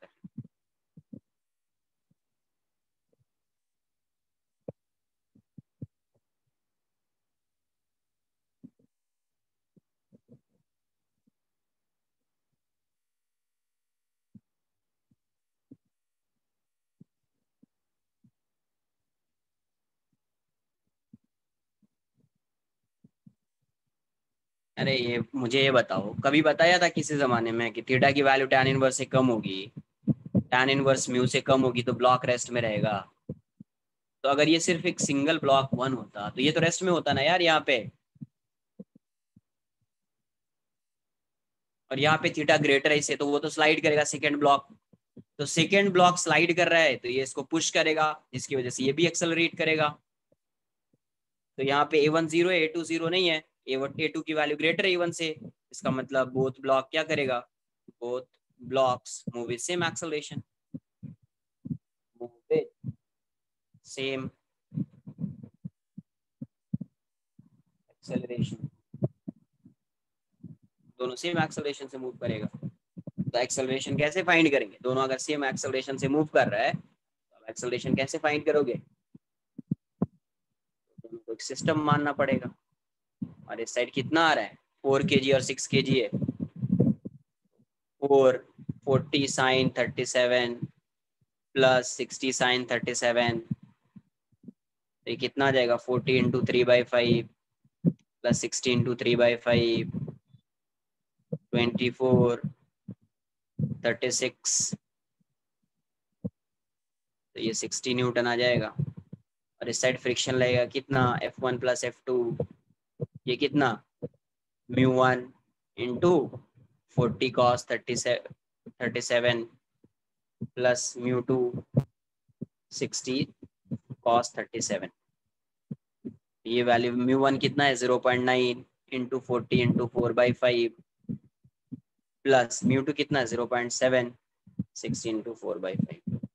ये वैल्यू कितनी आ गई? 8। इसको हटा दो, फिर भी तो आएगा 8। 32 इंटू 9 कितना आएगा? 32 इंटू 9 288 है ना, 28.8 हो जाएगा। और ये कितना आ जाएगा? 12 इंटू 4 48, 48 इंटू 7 33.6। ये वैल्यू कितनी आई? 4 2 4। कितना न्यूटन है? ये इस डायरेक्शन में एक्सेलरेट करेगा। ये 10 kg हो गया।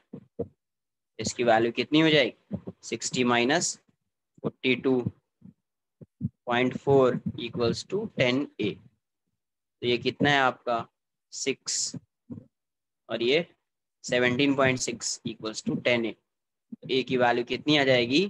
1.67 मीटर पर सेकेंड।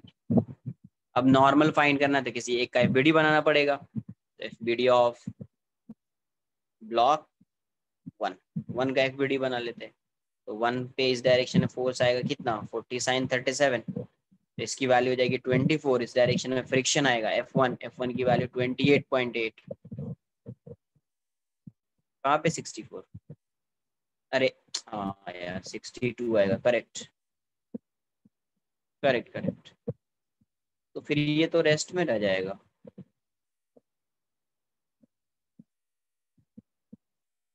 $62 आया तो ये रेस्ट में रहेगा, फिर एक्सेलरेट नहीं करेगा, है ना।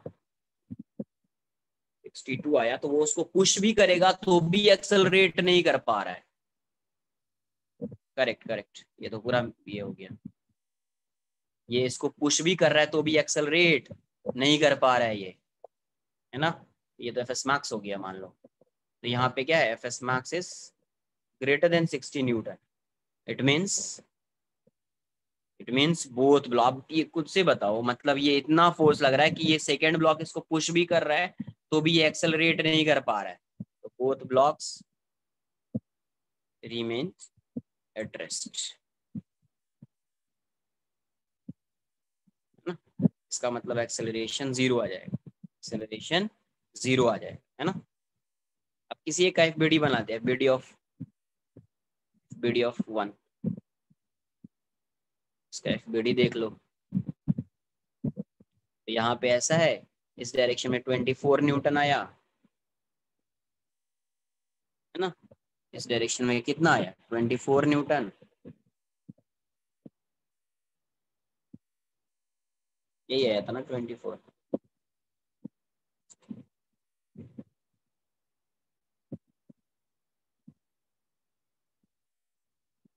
कोई मिस्टेक तो नहीं किया मैंने। एफबीडी ऑफ 1, तो ये इस डायरेक्शन में 24 है, ये इस पे नॉर्मल इस डायरेक्शन में लगाएगा। करेक्ट। और ये रेस्ट में तो फ्रिक्शन इस डायरेक्शन में आएगा, और इस फ्रिक्शन की वैल्यू कितनी है? 28.8 न्यूटन। 28.8 न्यूटन, है ना। तो यहाँ से वैल्यू कितनी आ जाएगी? एन, ये कितना जाए? रेस्ट में है, एक्सेलरेशन 0 है, तो 24 plus N equals to 28.8 newton. N की वैल्यू कितनी हो गई? 4.8 न्यूटन। हो गया क्वेश्चन खत्म।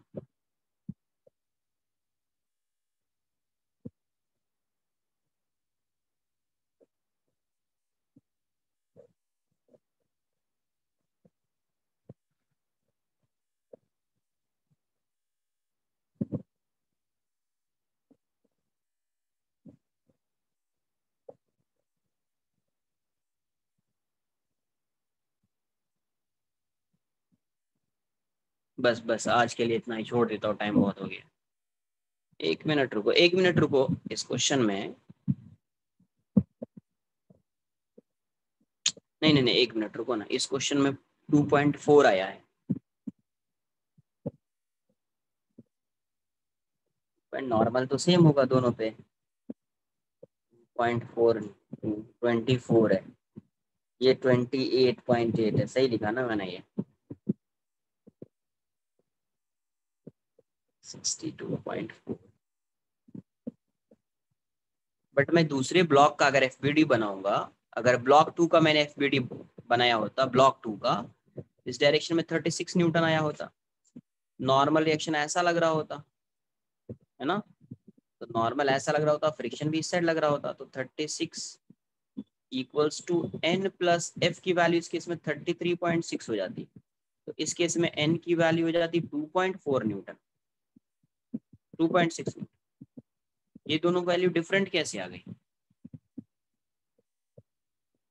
ये दोनों वैल्यू डिफरेंट कैसे आ गई? ये वाली वैल्यू और ये वाली वैल्यू, रुको यार, हाँ वही वही, इसीलिए बोल रहा हूँ, इसका मतलब यहाँ पे मैक्सिमम फोर्स नहीं लग रहा हो, वही चेक करना है मुझे। देखो यहाँ से F B D of one ऐसा है, यहाँ पे 24 न्यूटन है ना, और यहाँ पे नॉर्मल लग रहा है आपका ऐसा, और यहाँ पे फ्रिक्शन लगेगा F, F B D of 2, तो यहाँ से 2 है, इस डायरेक्शन में 36 न्यूटन, यहाँ पे फ्रिक्शन ऐसा, इसका नॉर्मल रिएक्शन ऐसा। देखो यहाँ पे समझना बहुत इंपॉर्टेंट पार्ट है, ये 36 है, ये 36 है ना, ये 36 है, और अब देखो यहाँ से अगर मैं इसको डायरेक्ट सॉल्व कर देता, इसको मैक्सिमम ले लेता, इसको क्या लेता, मैक्सिमम, तो फिर क्वेश्चन वहीं पे रॉन्ग हो जाता। अगर मैं इसको मैक्सिमम F1 ले लो, F2 24 plus N equals to F1, तो 24 प्लस एन की वैल्यू ये कितना आ रहा था, 28.8 न्यूटन, तो एन की वैल्यू हो गई 4.8 न्यूटन, क्लियर। और यहाँ से अगर एन फाइंड करते हैं तो N plus F2 equals to 36, तो एन कितना आया 33.6 इक्वल्स टू 36, तो एन की वैल्यू हो जाएगी यहाँ से 2.4 न्यूटन। तो अब यहाँ पे दो वैल्यू आ रही है ना, एक ये वैल्यू आ रही है, एक ये वैल्यू आ रही है, इसका मतलब ये हुआ कि इस वाले ब्लॉक पे क्वेश्चन में ये भी पूछ देता find the friction on blocks, तो इसका मतलब ये हुआ कि इस वाले पे फ्रिक्शन लगेगा इतना, बट इस वाले पे इतना फ्रिक्शन नहीं लगेगा, इस फ्रिक्शन की वैल्यू कम होगी, और इतनी कम होगी कि इसकी वैल्यू कितनी हो जाए, 2.4 हो जाए, है ना, क्योंकि यहाँ पे मैक्सिमम लगा के 2.4 आ रहा है ना, और यहाँ पे मैक्सिमम लगाने से 4.8 हो जा रहा है, तो यहाँ पे 28.8 फोर्स नहीं लगेगा फ्रिक्शन, इसका मतलब इट मीन्स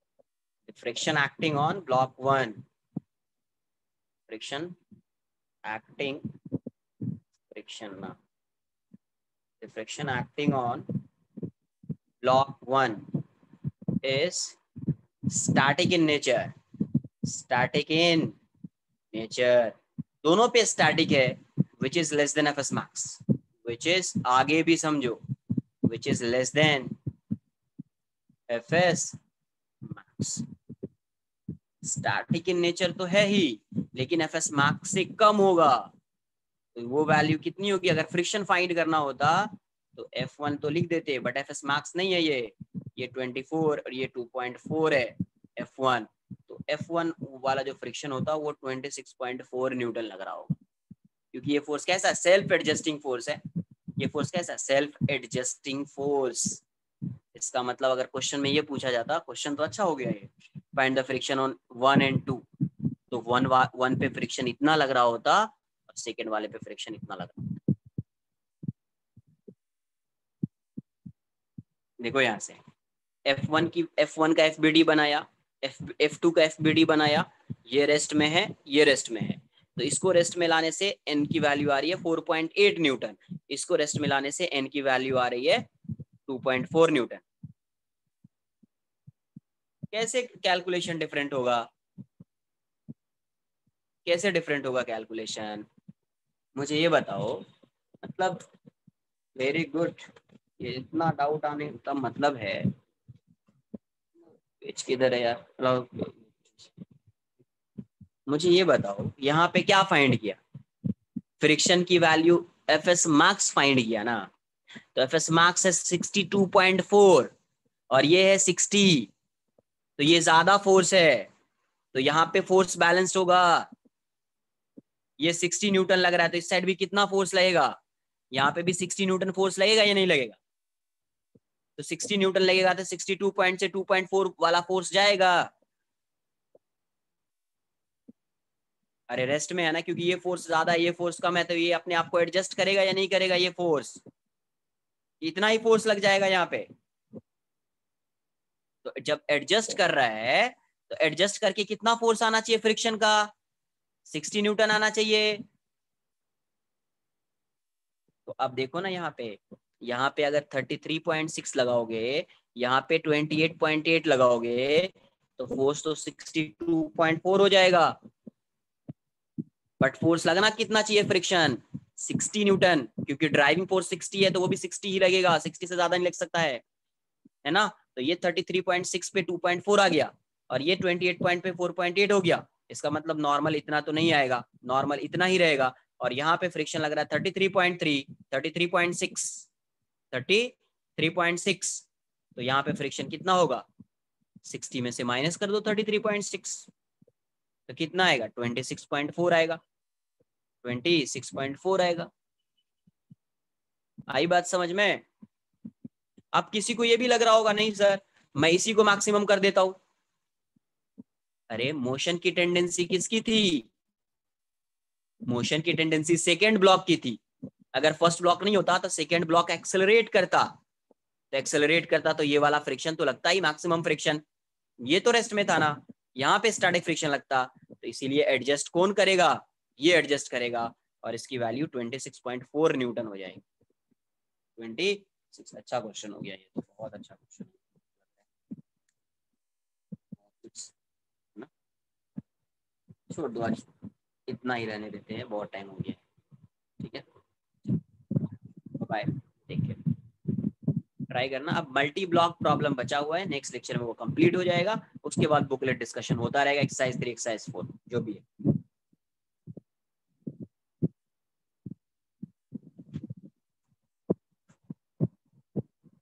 बाय।